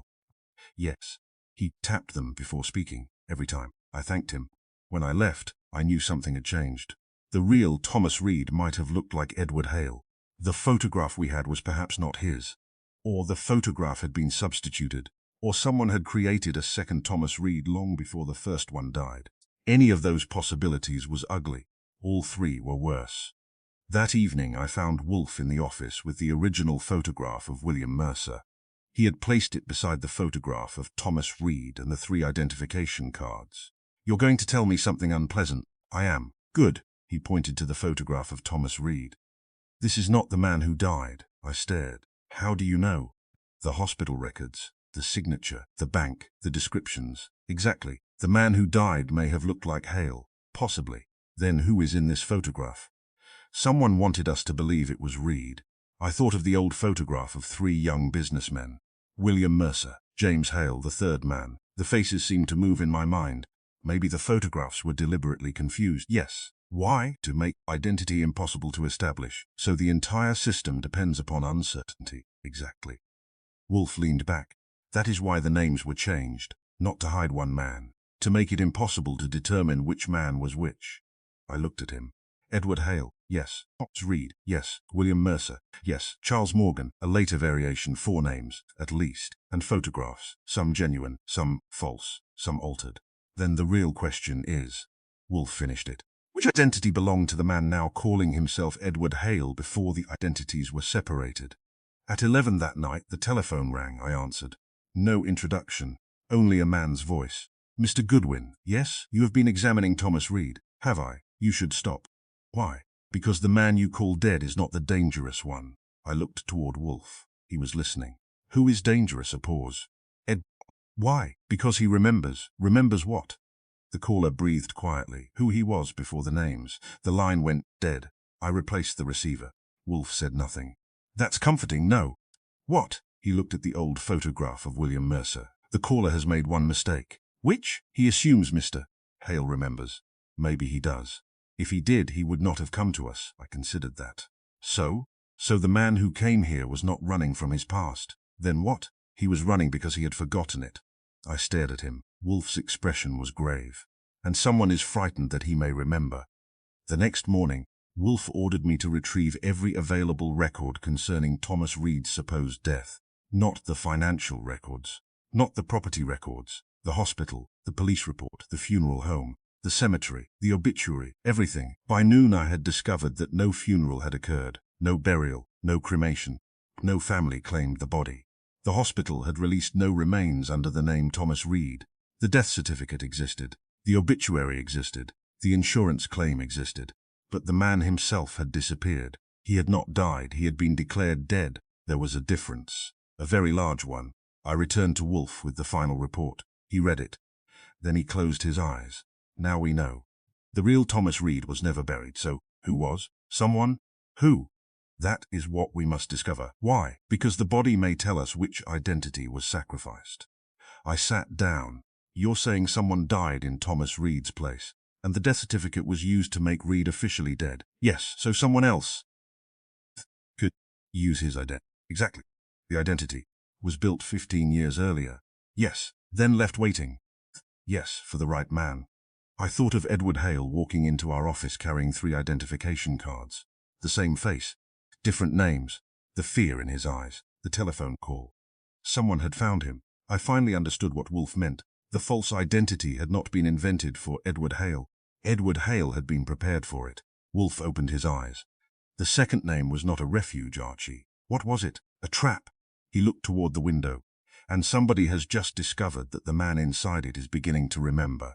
Chapter 6. The third name. By the time I reached the brownstone the next morning, I had acquired the particular headache that comes from discovering that a mystery has more identities than fact. Nero Wolfe was having breakfast. This was reassuring. A man who can eat calmly while 3 dead men compete for one name is either a fool or Nero Wolfe. Fritz had served ham, poached eggs, toast, coffee, and a dish of sliced pears. Wolfe was examining the pears with the concentration he ordinarily reserved for evidence. I put my hat on the desk. I've found William Mercer. He selected another pear. Alive? That is the trouble. He looked up. Continue. A former employee identified him. Name? George Larkin. Occupation? Retired purchasing manager. Where? Brooklyn. Why did you wait until breakfast? I wanted to be certain. Did you become certain? No. Then you have arrived at the proper time. I sat. Larkin says Mercer did not die. Wolfe placed the pear down. He disappeared. From the company. 20 years ago. Yes, how? He walked away. Voluntarily, apparently. After what? Discovering money transfers. Wolfe's attention sharpened. What kind? Company funds moved through properties held under false names. Whose names? Larkin doesn't know. Does he know why? He believes Mercer did. Believe what? The company was being used to move money. Wolfe leaned back. That was his entire response. I waited. You are going to ask why he didn't report it? That's what I asked him. And, he said Mercer intended to. Intended? Yes, then why didn't he? He vanished. Wolfe reached for his coffee. Mr. Goodwin, the third name has finally become useful. William Mercer? No. Then what? The silence. George Larkin lived in a narrow brick house with a small front garden and the air of a man who had spent 40 years putting things in proper places. He opened the door himself. I told you everything. Not quite. He looked at me. You didn't tell me why Mercer disappeared. I told you. He found the money transfers. Yes. He threatened to expose them. Yes. Then disappeared. Yes, that's not an explanation. He sighed. Come in. The living room contained framed photographs, old furniture, and a glass cabinet filled with miniature trains. Larkin sat heavily in an armchair. You want to know about Mercer? Yes. Why? Because he's the third man in a photograph that has become very important. He stared at me. That photograph? Yes, I haven't seen it in 30 years. You identified him. I knew him. Tell me about him. Larkin rubbed his hands together. William Mercer was not a criminal. That's a strong opening. He was stubborn. That sounds more promising. He believed numbers. Accountant? No. Financial officer. Partner. In what? Construction. The Mercer Hayes Company? Before it became Hale. I leaned forward. Before Edward Hale? Yes. Did Edward Hale work there? Larkin frowned. Not at first. When did he appear? Later. How much later? After Mercer became suspicious. That caught me. Suspicious of what? Property transfers. Explain. Buildings were being bought. By the company? Sometimes. By other companies. Which companies? Names changed. Owners? Different names. Money? Company money. So Mercer discovered funds were being diverted. Yes. Into property. Yes. Under false names. Yes. I looked at him. Who controlled the properties? That was the problem. You couldn't determine. No. Mercer could. He was getting close. What did he do? He confronted James Hale. Edward Hale's father? Yes. What happened? They argued. Violently. No threats. Mercer threatened to expose everything. James Hale? He told Mercer he would regret it. Did Mercer report the matter? Not immediately. Larkin looked toward the window. He thought he could prove it first. How? Records. What records? Property files. Where? I don't know. Who did? Mercer. I sat back. So he had evidence. Some. What happened to it? He disappeared. How long after the confrontation? 3 days. Then why did everyone believe he died? Larkin stared at the floor. Because that's what the company said. Who announced it? James Hale. Did he produce a body? No. Obituary? Not that I saw. Then, why believe him? Because Mercer never returned. That was all. It was not proof of death. It was merely proof of absence. I asked. What did Mercer look like? Larkin smiled faintly. You're going to tell me you already know. Perhaps dark hair? Yes. Broad face? Yes. Heavy eyebrows? Yes. Always looked as if he had just discovered someone was lying. I smiled. That sounds useful. He had a habit. 2 fingers. I stopped. Against a table? Before speaking. Exactly. The same habit attributed to Thomas Reed. The same habit I had seen in Edward Hale. 3 names, 1 mannerism, 1 face. I looked at Larkin. When did you last see Mercer? 20 years ago. Alive? Yes. Where? Outside the office. Alone? No. With whom? Larkin hesitated. Edward Hale. I felt the room contract. You are certain? I am. What were they talking? About money. Did you hear? Only 1 sentence. What sentence? Larkin looked at me. Mercer said, if you use my name, you become responsible for everything attached to it. I wrote it down. Did Hale answer? Yes. What did he say? I don't remember. Try. Larkin closed his eyes, then opened them. He said, that's the point. I returned to the brownstone and found Wolfe in the office. I told him everything. He listened while holding the photograph of the 3 young men. When I reached the final exchange between Mercer and Hale, he put the photograph down. That's the point. Yes. Interesting. You've used that word correctly. Thank you. He folded his hands. Now we can state the structure. I waited. Edward Hale built the fortune. Yes. Williams. Mercer discovered how. Yes. Thomas Reed provided the escape. Yes, not exactly. I frowned. Why not? Thomas Reed's identity existed before his supposed death. Yes. and someone else had already begun using it. Yes. So the identity was not merely an escape route. What was it? A prepared destination. I thought about that. Edward Hale would eventually disappear into Thomas Reed. Yes. But Mercer discovered the scheme. Yes. Then why use Mercer's identity? Wolfe looked at me. Because Mercer had something the others lacked. Evidence, credibility. I understood. Mercer could accuse them. Precisely. So stealing his identity could turn the accusation into confusion. Exactly. People wouldn't know whether Mercer was alive, dead, or someone else. That was the purpose. I looked at the photograph. 3 men, 3 names, 1 system. And Edward Hale, he became the respectable face. Thomas Reed, the escape. William Mercer, the liability. Wolfe nodded. More precisely, the witness. There was still one problem. Why had the real Mercer remained silent? I returned to Larkin. He had been expecting me. You've come back. I need one answer. I don't know if I have it. You may. What? Why didn't Mercer expose the scheme? Larkin looked tired. I don't know. He threatened to reveal it. Yes. He disappeared. Yes. And for 20 years he said nothing. Larkin looked toward the fireplace. Maybe he was afraid. Of James Hale, maybe. Of Edward Hale, maybe. Of the people behind them, perhaps. That doesn't explain 20 years. No. Did Mercer have family? No. Money? Some. Friends? Not many. Enemies? Plenty. Was he careful? Very. Then why would he vanish rather than expose them? Larkin rubbed his forehead. I told you. He was stubborn. That's not an answer. He believed he could outweight them. Outweight whom? Everyone. Did he succeed? Larkin looked at me. I don't know. That answer stayed with me. Wolfe had a different approach. He asked me to bring every surviving record concerning Mercer. Not company records, personal records, tax filings, property leases, travel documents, insurance, bank accounts, anything that showed where a man named William Mercer had existed after the supposed disappearance.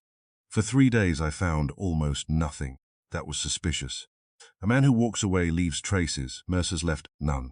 No bank activity, no property, no travel, no correspondence, no medical records, no taxes, nothing. It was as though William Mercer had died, except that nobody had found a body. Then, on the 4th afternoon, I found a bank account, not under William Mercer, under a small consulting company in Connecticut. The company had existed for 19 years. Its sole director was a man named William M. Carson. The account had received modest deposits every month. Never large, never suspicious, just enough to remain active. The first deposit had been made 6 months after Mercer disappeared. I drove directly to the address. The company no longer existed. The building did. A retired bookkeeper occupied the 2nd floor. Her name was Helen Carver. She remembered Carson. He came once a year. What did he look like? Like a man who didn't want to be remembered. Did he ever give another name, she thought. Mercer. My pulse quickened. William Mercer? She nodded. How long ago? About 15 years. Did he say why he used Carson? No. Did he say anything about Hale? She became cautious. You know about that? I know enough. She looked at me. Then you know why he stayed quiet. I waited. Why? He wasn't hiding from the police. Who was he hiding from? She looked toward the door. The people who owned the names. That phrase went directly into my notebook. The people who owned the names. I returned to Wolfe. He read it. Then he stood. Mr. Goodwin. Yes? Who owns a name? A person, usually. Can a company own a name, a trademark? Can a trust control an identity? Not literally. Correct. He moved to the map on the wall. The properties were held by false companies. Yes. The money passed through those companies. Yes. The identities were kept separate. Yes. The documents were divided. Yes. The names were interchangeable. Yes. He turned. Then the true owner was never the individual. Who was? Control itself, I stared. That's abstract. It is also useful. He pointed toward the old company seal. Mercer Development Trust. The trust controlled the properties. Yes. Who controlled the trust? James Hale, perhaps. Edward Hale, possibly. Mercer, originally. So, Mercer didn't own the names. No. He created the structure, yes, and then discovered it had become something else. Exactly. Wolfe returned to his chair. That explains his silence. I waited. He could expose the men, but he could not expose the structure without exposing himself. Why? Because he had helped create it. That stopped me. Mercer had not merely discovered the scheme, he had built part of it. He knew where the records were. He knew how the identities worked. He knew how the money moved, and if he went to the authorities, he would have to explain why he had participated. Blackmail, I said. Perhaps. More likely. Mercer remained silent because he was compromised. Yes, for 20 years. Yes, I shook my head. That still doesn't explain why he's silent now. Wolfe looked at me. That is the correct question. That night I returned to the hotel where Edward Hale had disappeared. Not because I expected to find him, because I expected someone else. The lobby was quiet. I sat in a chair near the entrance and waited. At 11:20 a man entered. Grey coat, dark hat, medium height. He paused beside the desk. The clerk looked up. Mr. Carson? The man nodded. My heart gave one hard beat. William M. Carson, the consulting company, the account, the name Mercer had supposedly used. The man turned. Our eyes met. For a second I thought he would run. He didn't. He walked toward me. Mr. Goodwin. His voice was older, but familiar. 2 fingers tapped once against the edge of the chair, then again. I stood. William Mercer? He smiled. Then who? He removed his hat. His face had changed with age. The broad jaw remained, the heavy eyebrows, the eyes. But there was no mistaking him. It was the man in the photograph. The man everyone had said was dead. The man whose identity had been stolen. William Mercer looked at me. I have been waiting 20 years for someone to ask that question. I stared. Why didn't you come forward? He glanced toward the hotel entrance. Because I wasn't hiding from the police. Then whom? The man who became Edward Hale. Where is he? Mercer smiled without humor. That's what you should ask Nero Wolfe. Why? Because Hale is not the man you think he is. He turned toward the door. I caught his arm. You can't leave. He looked down at my hand, then at me. I can. Not tonight, he sighed. Then take me to Wolfe. I released him. As we stepped outside, he said quietly, Mr. Goodwin, there is one thing you must understand before we go. What? I did not remain silent for 20 years because I was afraid. Then why? He looked back toward the hotel. Because for 20 years I was waiting for the third name to be used. The third name? Yes. Which one? He looked directly at me. Charles Morgan. Then he smiled. And now it has been. Chapter 7. Wolfe opens the 3 ledgers. There are moments in an investigation when a detective discovers the answer. There are other moments when the answer discovers him. The latter are less comfortable.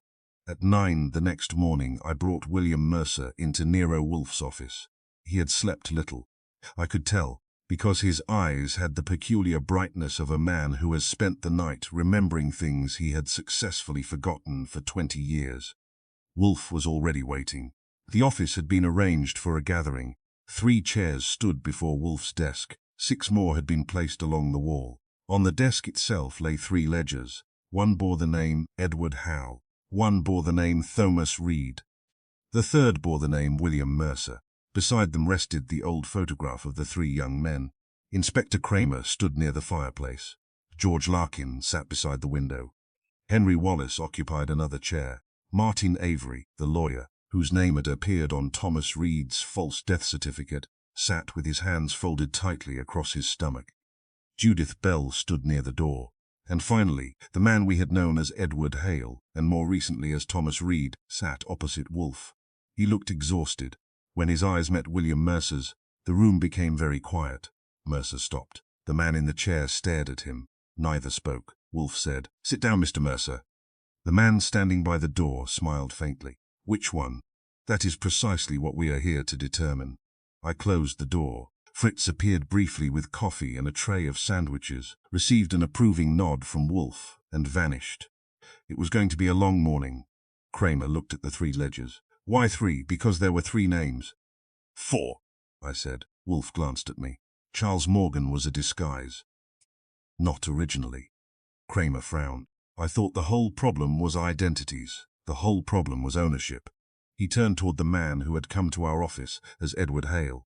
"Mr. Hale." The man shifted. "I am not Hale. That is correct. Thomas Reed, also incorrect." His face tightened. "Then what am I?" Wolfe leaned back. "That is what you came to me to discover." The man looked at the 3 ledgers. "You know, I know enough."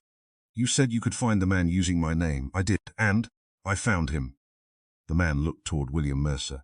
Mercer remained silent. Kramer said, "This is getting ridiculous." "Mr. Mercer." William Mercer stepped forward. "I am William Mercer." The seated man gave a short laugh. "No." Mercer looked at him. "You know me. You know the face. I know the face." "Then?" The seated man shook his head. "I watched that face die 20 years ago." Mercer smiled. "No, you disappeared. Yes, you were declared dead. Yes, you stayed away." "Yes." Mercer looked at Wolfe. "Because I was waiting." "For what? For you?" The room fell silent. Wolfe opened the first ledger. "Let us begin with Edward Hale." He pushed it forward. The pages were filled with accounts, transfers, property references and payments. Mr. Hale was the public identity. The man across from him said nothing.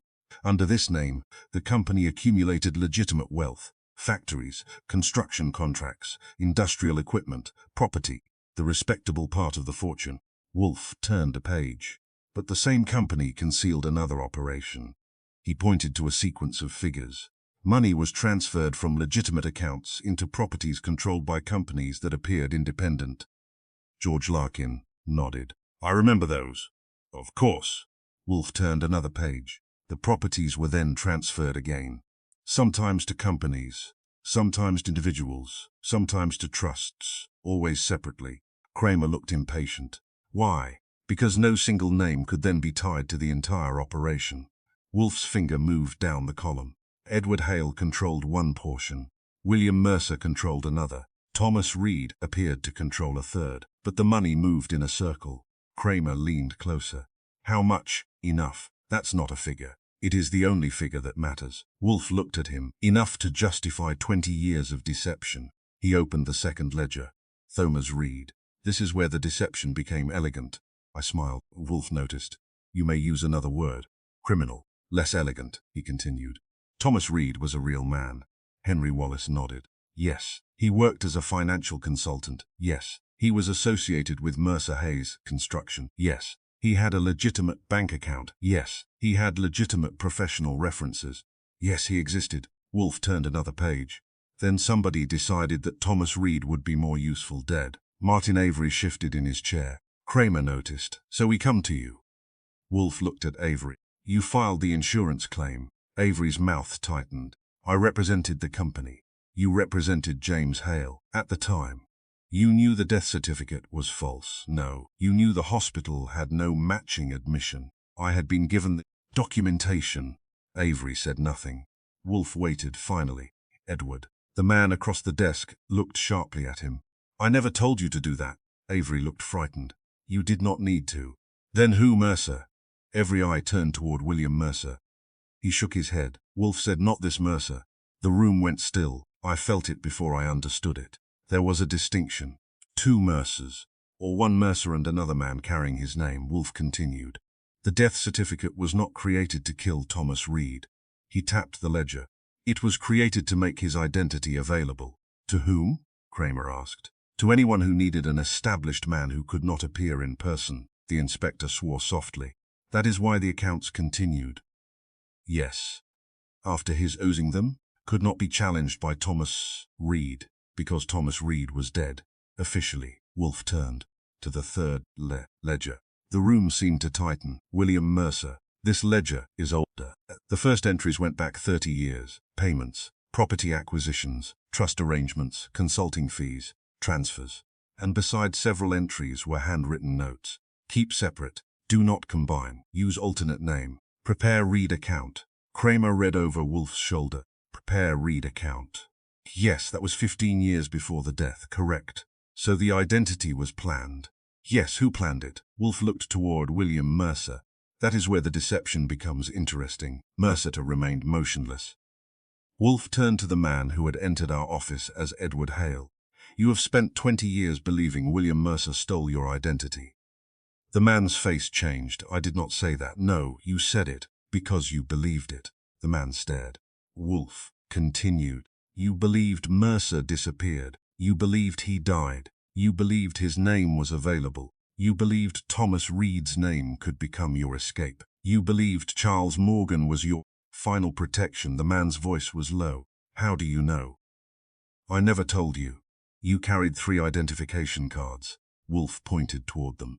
You showed me all 3. You were asking me to solve your problem. I wanted you to find the man using Edward Hale. Yes. You expected me to find William Mercer. Yes. Why? The man looked toward Mercer. Because he was the one who stole my name. Wolfe shook his head. No. The word was quiet. It nevertheless struck the room like a door being slammed. You have it backward. Wolfe rose. He walked slowly around the desk. 30 years ago there were 3 men. He pointed to the photograph. William Mercer, James Hale, and a younger Edward Hale. At that time none of the 3 names meant what they later came to mean. He placed the photograph beside the 3rd ledger. Mercer discovered that company funds were being diverted. James Hale was involved. Edward Hale was involved. Mercer threatened to expose them. Then something happened. Wolfe looked toward Mercer. Mercer disappeared. The man across the desk nodded. Yes, but he did not die. No, instead he watched. From where? Several places. Wolfe continued. He watched the company transfer properties. He watched the false companies appear. He watched the Thomas Reed identity being constructed. He watched his own name being removed from the records. Mercer spoke. I waited. Kramer looked at him. For 20 years. Yes. Why? Mercer answered quietly. Because exposure would have destroyed the wrong people. Kramer frowned. Explain. If I went to the police with incomplete records, they would arrest whoever happened to be holding the names, which might not have been the men who created them. Exactly. Wolfe nodded. The structure had been designed to survive the exposure of any single identity. He pointed toward the ledgers.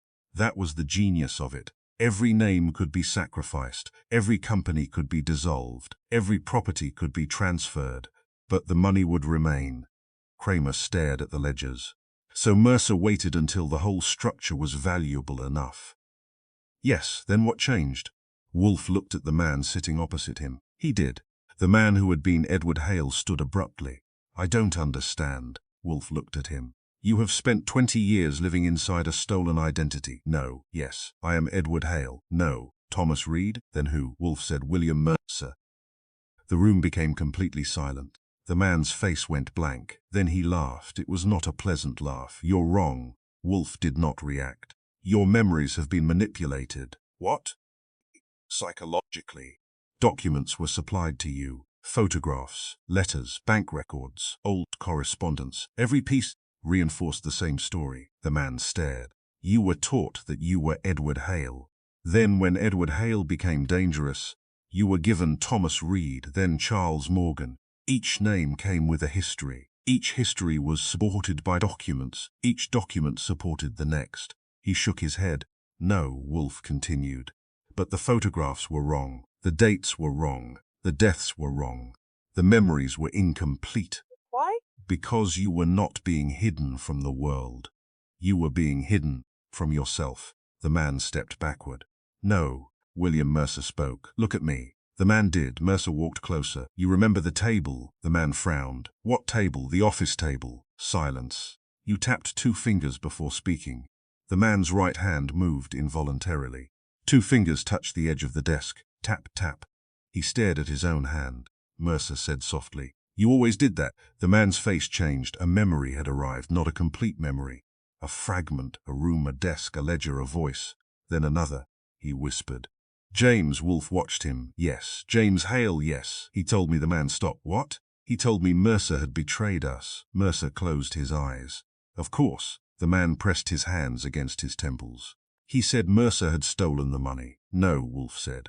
He said Mercer had disappeared. No. He said Mercer had taken the records. No. The man looked at Wolfe.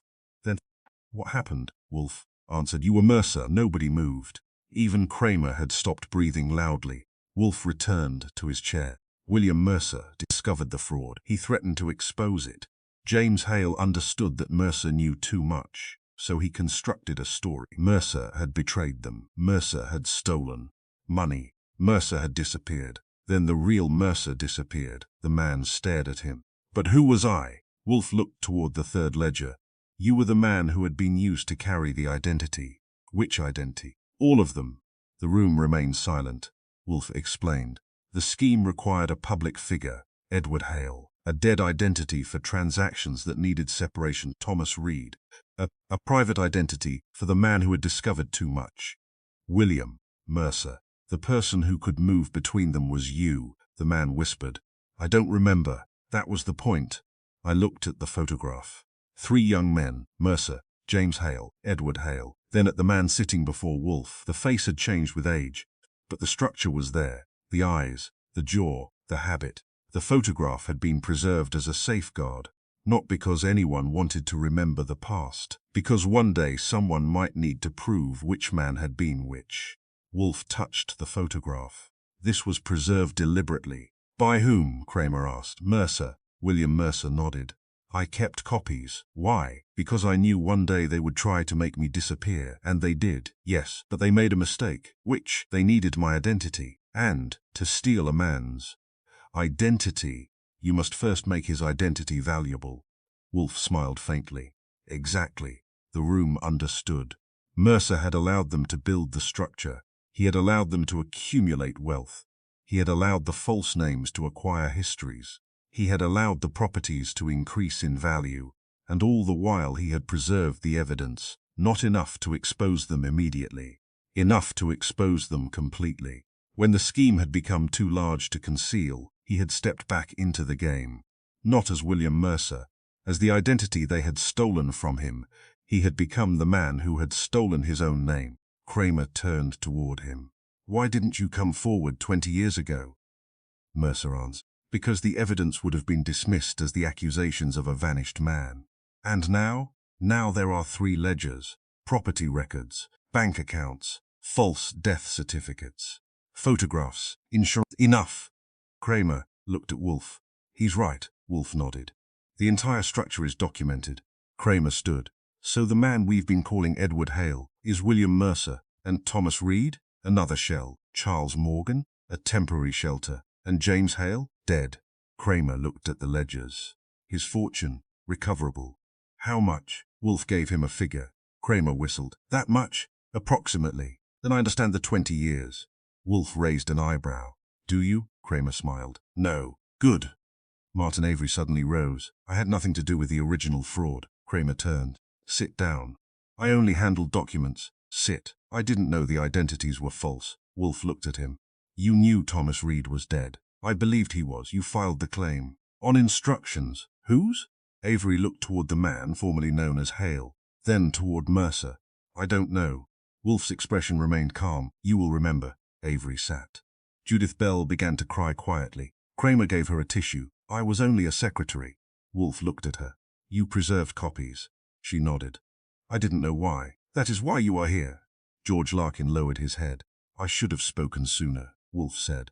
Yes. The old accountant Wallace looked toward Mercer. I thought you were dead. Mercer smiled. I found that useful. Wallace laughed sadly. 20 years. 20 years. Was it worth it? Mercer looked at the ledgers. Ask me when the money is recovered. I almost laughed. Wolfe did not. When the room had quieted again, Kramer looked at Wolfe. One thing. What? The first visit? Yes. Why did Mercer come to you? Wolfe looked toward the man who had arrived as Edward Hale. He did not. Kramer frowned. Then who did? Wolfe pointed toward the man. This man came to me. Why? Because he had begun to remember. The man looked at Wolfe. I don't remember deciding to come. No. Then why? Because the part of you that was William Mercer recognized the danger before the part calling itself Edward Hale understood it. The man stared at his hands. That explains the photograph. Yes, the 3 cards. Yes, the letters. Yes, the fear. Yes, he looked toward the real Mercer. Why did you let me live? Mercer answered. Because you were me. The man shook his head. I don't understand. You were the man they turned into a weapon. Against whom? Against yourself. Wolfe closed the 3rd ledger. And that is the final deception. Inspector Kramer gathered the documents, the 3 ledgers, the death certificate, the hospital record, the company seal, the photographs, the property records, the insurance forms. He looked at Wolfe. You've solved it. Wolfe shook his head. No. Kramer frowned. What? I have explained it. What's the difference? Explanation is what remains after the mystery has been removed. Kramer smiled. I'll take it. He turned toward the door, then stopped. What about the man? He pointed toward the former Edward Hale. Wolfe looked at him. William Mercer. Mercer nodded. Kramer said, "Which William Mercer?" Wolfe's eyes narrowed. "The only one who survived." Kramer opened the door. "That'll do." One by one they left. Martin Avery went with the police. Larkin and Wallace departed together. Judith Bell paused before leaving. She looked at Mercer. "I always thought you were dead." Mercer smiled. "I was, for 20 years. That was the point." Then she left. The office became quiet. Only Wolfe, Archie, and the two men remained. The younger man sat, staring at the 3 ledgers. "I still don't remember everything." "You will." "How do you know?" "Because you have already remembered the important part." "What?" Wolfe pointed toward his hand. The 2 fingers were resting against the desk. He tapped them once, then again. The man stared. Wolfe said, "Your body remembered before your mind did." He stood. "That is often the more reliable witness." The man looked at Mercer. "William." Mercer met his eyes. "Yes? Was I ever Edward Hale?" Mercer thought for a moment. "No." "Thomas Reed?" "No." "Then what was I?" Mercer smiled sadly. "You were the part of me they thought they could steal." The man closed his eyes. And for the first time since he had entered Wolfe's office, carrying 3 names, he seemed to understand that the mystery had never been about finding a missing identity. It had been about finding the man buried beneath all of them. Wolfe returned to his chair. The orchids upstairs required attention. The city outside had resumed its ordinary noise. Cars, taxis, footsteps, telephone bells. New York had no interest in the fact that 3 names had just collapsed into one. "I did." I looked at Wolfe. "Well, that was complicated. Only because they made it so. You could have told me sooner. You would not have believed me." "Probably not." Wolfe closed his eyes. "Mr. Goodwin." "Yes, bring me the dinner menu." I stared at him. "After all that, I have been working." "So the work involved driving. Your work involved sitting." "Precisely." I laughed. Then I picked up the menu. The 3 ledgers remained on the desk. 3 names, 3 histories, 3 carefully constructed lives, all of them false. And underneath them, after 20 years of silence, one man had finally reclaimed the name that had been stolen from him. William Mercer. The name had never really disappeared. It had only been waiting for the right ledger to open. Docs, Chapter 8. The name that remained. There is a peculiar moment at the end of a complicated investigation when everybody in the room knows the answer except the detective. That moment is usually caused by the detective. Nero Wolfe had a talent for it. By 10 that morning, the office on West 35th Street contained Inspector Kramer, Sergeant Stebbins, George Larkin, Henry Wallace, Judith Bell, Martin Avery, William Mercer, and the man who had spent several years answering to Edward Hale, and several others answering to Thomas Reed. The 3 ledgers were again on Wolfe's desk. So were the photograph, the false death certificate, the hospital register, the company seal, and a thick folder of property records. The room looked less like a detective's office than an accountant's nightmare. Wolfe sat behind his desk. He had finished breakfast. His coffee was fresh. His orchids upstairs had been watered. His mood was therefore almost charitable. Almost.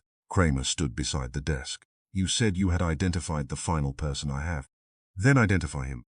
"First we must understand what he did." Kramer frowned. "That's what I came for." "No."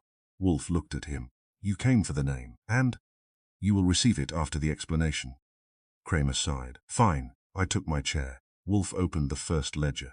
"Let us begin with Edward Hale." The man who had used that name lowered his eyes. Wolfe continued. "Edward Hale was not born as a criminal identity. He was a business identity. The name was useful because it appeared respectable. James Hale supplied the family connection. The business records supplied the history. The company supplied the wealth. And the public saw a successful businessman." Kramer interrupted. "But he wasn't real. Not in the sense that the records suggested." Wolfe turned a page. The earliest Hale records were assembled from legitimate transactions, construction contracts, property acquisitions, bank accounts, tax filings, insurance. The identity, therefore, appeared naturally. Kramer nodded. "Until Mercer found the fraud." "Yes." Wolfe looked toward William Mercer. "You discovered that company funds were being transferred into properties held through separate names." Mercer nodded. "I did." Objected. "Yes." "You threatened exposure." "Yes." "Then you disappeared." Mercer looked down. "Yes." Wolfe turned back to the room. That disappearance was the first mistake made by the conspirators. Kramer raised an eyebrow. They thought Mercer was gone. They thought he was neutralized, but he wasn't. No, he remained alive. Yes, and watching. Mercer spoke quietly. At first, Wolfe looked at him. Then, I realized the scheme was larger than I had understood. How large? Mercer glanced at the 3 ledgers. Large enough that destroying one man would change nothing. Wolfe nodded. That was the important discovery. He opened the 2nd ledger. Thomas Reed. The room seemed to grow quieter. The real Thomas Reed existed. Henry Wallace nodded. So did his records, his employment, his banking history, his professional reputation, his signature, his life. Wolfe pointed to the death certificate. Then someone declared him dead. Kramer looked toward Martin Avery. Avery insurance claim? Yes. Why? I was instructed to. By whom? Avery hesitated. Wolfe answered for him. James Hale. Avery nodded. Yes. Did you know Reed was alive? No. Did you verify that? I believed the hospital records. They were false. I know that now, Kramer grunted. Convenient. Wolfe lifted the hospital register. The hospital proves that a man resembling Reed was admitted that evening, but he was not recorded under Reed's name. He left alive. Yet a death certificate was issued hours later. Yes. Why? Wolfe looked around the room. Because a dead identity is more useful than a living one. Nobody interrupted. Once Thomas Reed was officially dead, his established financial history could continue without requiring the real Reed to appear. The identity became a shell. Accounts could be maintained. Property could be transferred. Contracts could be signed through intermediaries. And a man who entered that identity could inherit 15 years of credibility. Kramer looked at the man who had been using the name. So you became Reed? The man nodded slowly. I was told I was Reed. Wolfe corrected him. You were taught to believe it. The man looked confused. What's the difference? An identity can be assigned. A memory cannot. The room fell silent. Wolfe opened the 3rd ledger. William Mercer. He looked at the real Mercer. This was the original name. Mercer nodded. Not the original name of the scheme. The original name of the man who discovered it. Correct. Wolfe pointed toward the old photograph. 30 years ago, 3 men stood outside a warehouse. William Mercer, James Hale, Edward Hale. They appeared to be partners. They were not, nor were they simple competitors. They were participants in a structure designed to keep ownership divided. He tapped the photograph. Mercer stood apart because he already understood the danger. James Hale stood beside the man who would become the public face. And the 3rd man was positioned between the two. Kramer frowned. What 3rd man? Wolfe looked at the photograph. The man whose identity would later be manipulated. I studied the picture again, the young faces, the arrangement, the office door. Then it came back to me. Mercer wasn't guarding the office. Wolfe looked at me. No, he was watching the records. Exactly. The locked office contained the company seal and the first documents, the proof. Yes. Kramer walked to the desk. Then why did Mercer disappear? Wolfe answered. Because he realized the people involved were prepared to destroy him. So he ran. No. Then what? He changed the rules. Mercer spoke. I stopped being Mercer. Kramer looked at him. You changed your name. Several times. Why? To test them. Kramer frowned. Test whom? Anyone who reacted. Mercer looked toward the ledgers. I used different names in different places. Some records continued under Mercer. Others appeared under new names. I watched who followed them, who transferred money, who altered property, records, who searched for old documents, who reacted whenever one of the names surfaced. Wolfe nodded. The name changes were not merely concealment. They were bait. I understood. Mercer deliberately changed identities to force the conspirators to reveal which records they controlled. Yes. Edward Hale. A public test. Thomas Reed. A financial test. Charles Morgan. A private test. Kramer looked at Mercer. And they followed you? Every time. How? They always needed to know where the documents were, and the money, and the properties. Exactly. Wolfe pointed to the ledgers. The conspirators could not resist their own system. Every time Mercer changed the label, someone checked the box. I looked at the man sitting beside the window. So you were Mercer, he nodded slowly. Yes, but you believed you were Hale, for a long time. Then Reed. Yes, why didn't you remember? Wolfe answered.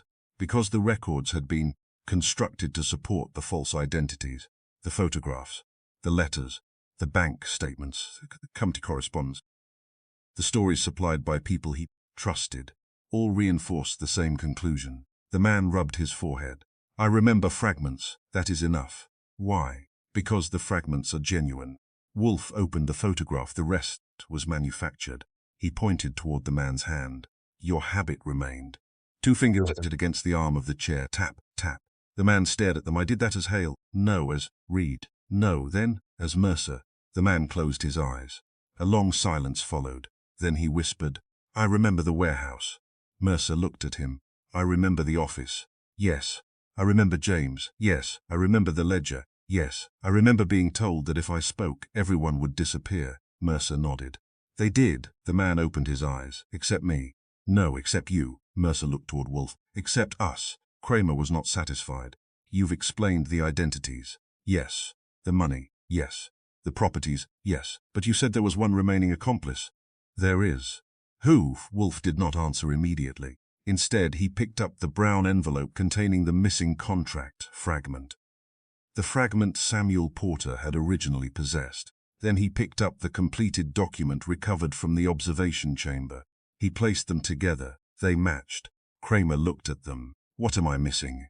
The date. He examined it. 20 years ago. Yes, what's important about it? Who signed it? Kramer looked at the signature, then at Wolfe. Martin Avery. Avery went pale. I told you I only handled documents. Yes. Wolfe reached for another paper, the final transfer. He placed it beside the contract, signed by Avery. Avery shook his head. Under instruction. Naturally. But I didn't know what it meant. You did not need to. Wolfe placed a third document on the desk. Your signature appears again. Avery stared. This is a property transfer.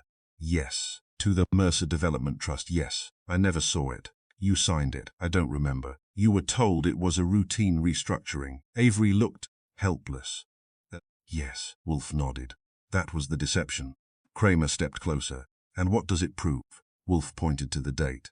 The transfer occurred after William Mercer had supposedly disappeared. Kramer looked at Mercer. But before the false death of Thomas Reed, correct? Meaning? The person signing as Mercer had to be alive. Avery's face went white. Then yes. Wolfe looked toward him. You supplied the final document, proving that William Mercer remained active after his supposed disappearance. Avery stared at Mercer. You. Mercer nodded. Me. Kramer turned to Wolfe. So Avery unknowingly authenticated Mercer's survival. Exactly. And he did it because the conspirators needed a legal signature. Yes. Which means their own paperwork proves their story was false. Martin Avery sat down heavily. I didn't know. Wolfe's expression softened by perhaps a fraction. I believe you. Kramer looked at him. That doesn't mean you're innocent. I understand. You helped maintain the structure. I understand. You may have helped conceal the transfers. I understand. Kramer nodded. Good. He turned to Wolfe. Then the last accomplice is not Avery. Wolfe smiled. Kramer frowned. Then who? Wolfe picked up a letter. The envelope was old. The handwriting was neat. The signature at the bottom read, Judith Bell. Judith went rigid. I don't understand. You wrote this. I wrote many letters. This one. She looked at it, then covered her mouth. I had forgotten. It was written 20 years ago. I was a secretary. You were instructed to type it, I remember. You did more than type. Wolfe showed her the final page. You copied the account numbers. I was told to. You copied them correctly. Yes. You also kept a duplicate. Judith's eyes filled. I was afraid. You preserved it. Yes. Why? Because I knew something was wrong. Wolfe nodded, and when the original documents disappeared, your copy remained. Kramer looked at her. Where? Judith whispered. In my mother's house. Where is it now? She pointed toward her handbag. I brought it. She removed a folded sheet. Kramer took it. He read. Then his expression changed. This connects all three. Yes. The Hale account, the Mercer property. Yes. All under the same sequence. Exactly. Wolfe leaned back. The final document was supplied by the person least aware of its importance. Judith looked at him. You, me? You preserved the evidence because you feared the truth. I didn't know what it meant. No, Wolfe smiled faintly. But you knew it mattered. Kramer gathered the papers. I think we're finished. Wolfe shook his head. Almost. What now? The 3 ledgers. Kramer looked at them. They're evidence. Yes. What else? They are also the explanation. Wolfe turned the first ledger toward him. The Hale ledger shows how the fortune was created. He turned the second. The Reed ledger shows how the escape identity was maintained. Then the third. The Mercer ledger shows who created the structure and why it could not be destroyed. Kramer nodded. And the photograph. The safeguard. Why preserve it? Because the identities could be altered. But faces were harder to replace. Exactly. The photograph established who had stood together before the records were changed. Yes. Kramer looked at Mercer. And the three names. Wolfe answered. Edward Hale was the identity used to build the fortune. Thomas Reed was the identity prepared as the escape. William Mercer was the original man whose existence was erased from the business records. He paused. And Charles Morgan? The name used when the other two became dangerous. Kramer nodded slowly. Then Mercer changed names twice. More than twice, but for concealment. Partly. What was the larger purpose? Wolfe looked toward Mercer. To force the people who created the scheme to reveal themselves. Mercer smiled. Every name I used made someone nervous. Every nervous man touched a record. Every record left a trail. And eventually, Wolfe looked at the three ledgers. They produced their own confession. By noon, the office was empty except for Wolfe, me, Kramer, and Mercer. Kramer stood by the door with the evidence boxes. I'll admit something. Wolfe looked at him. I didn't believe the name problem was worth this much trouble. Names rarely are. Then what are? Ownership. Kramer smiled. You're obsessed with that word. Because people are careless about it. He looked at the orchids, visible through the open doorway upstairs. Everyone thinks ownership means possession. What does it mean? Responsibility. Kramer nodded. That sounds philosophical. It is practical. He opened the door. Goodbye, Wolfe. Goodbye. Kramer looked toward me. Good work. I'll put it on the bill. He laughed. Then he left. Mercer remained for a moment. Mr. Wolfe. You gave me my name back. Wolfe shook his head. No. I did. I merely removed the others. Mercer smiled. That's a distinction. Important distinctions usually are. Mercer left. I watched him go. Then I returned to the office. Wolfe was already reaching for the telephone. Fritz? He paused. Yes. Prepare lunch. He hung up. I stared at him. That's it? The case is finished. You've just dismantled a 20-year financial deception. Yes. Identified a man who had lived under three names. Yes. Exposed an accomplice. Yes. Recovered documents. Yes. And now you're thinking about lunch. I have been thinking about lunch for some time. I laughed. One thing. What? What did you mean when you said a name was merely a label? Wolfe looked toward the orchids. A name tells you what something is called, and not what it is. Correct. Then why do people care so much about names? Because labels make deception easier. He reached for a pair of pruning scissors. I followed him upstairs. The orchid room was warm and humid, green and quiet, completely removed from the city outside. Wolfe inspected one blossom. The trouble with changing a label twice, Archie, is that it does not change what is inside the box. He trimmed one damaged leaf. I thought about the three ledgers. Edward Hale, Thomas Reed, William Mercer, three labels, one history, one man who had disappeared without dying, one fortune built on records designed to contradict themselves, one photograph that had waited 3 decades to tell the truth, and one final document preserved by a frightened secretary who had never understood that she was carrying the key to the whole affair. Outside, New York moved on. People changed apartments, businesses changed names. Signs were removed and replaced. Companies were sold. Buildings were demolished. Labels came and went. But the truth had remained where Wolfe had always known it would remain. In the records, in the figures, in the habits people could not disguise. And sometimes in a name. Not because the name was important, because somebody had worked very hard to make it meaningless. Wolfe bent over his orchids. I returned downstairs to finish the coffee. The case of the three names was over. Edward Hale had ceased to exist. Thomas Reed had returned to the dead man's records. Charles Morgan had served his purpose. And William Mercer, after 20 years of being officially absent, had finally become what he had been all along. William Mercer, the name that remained.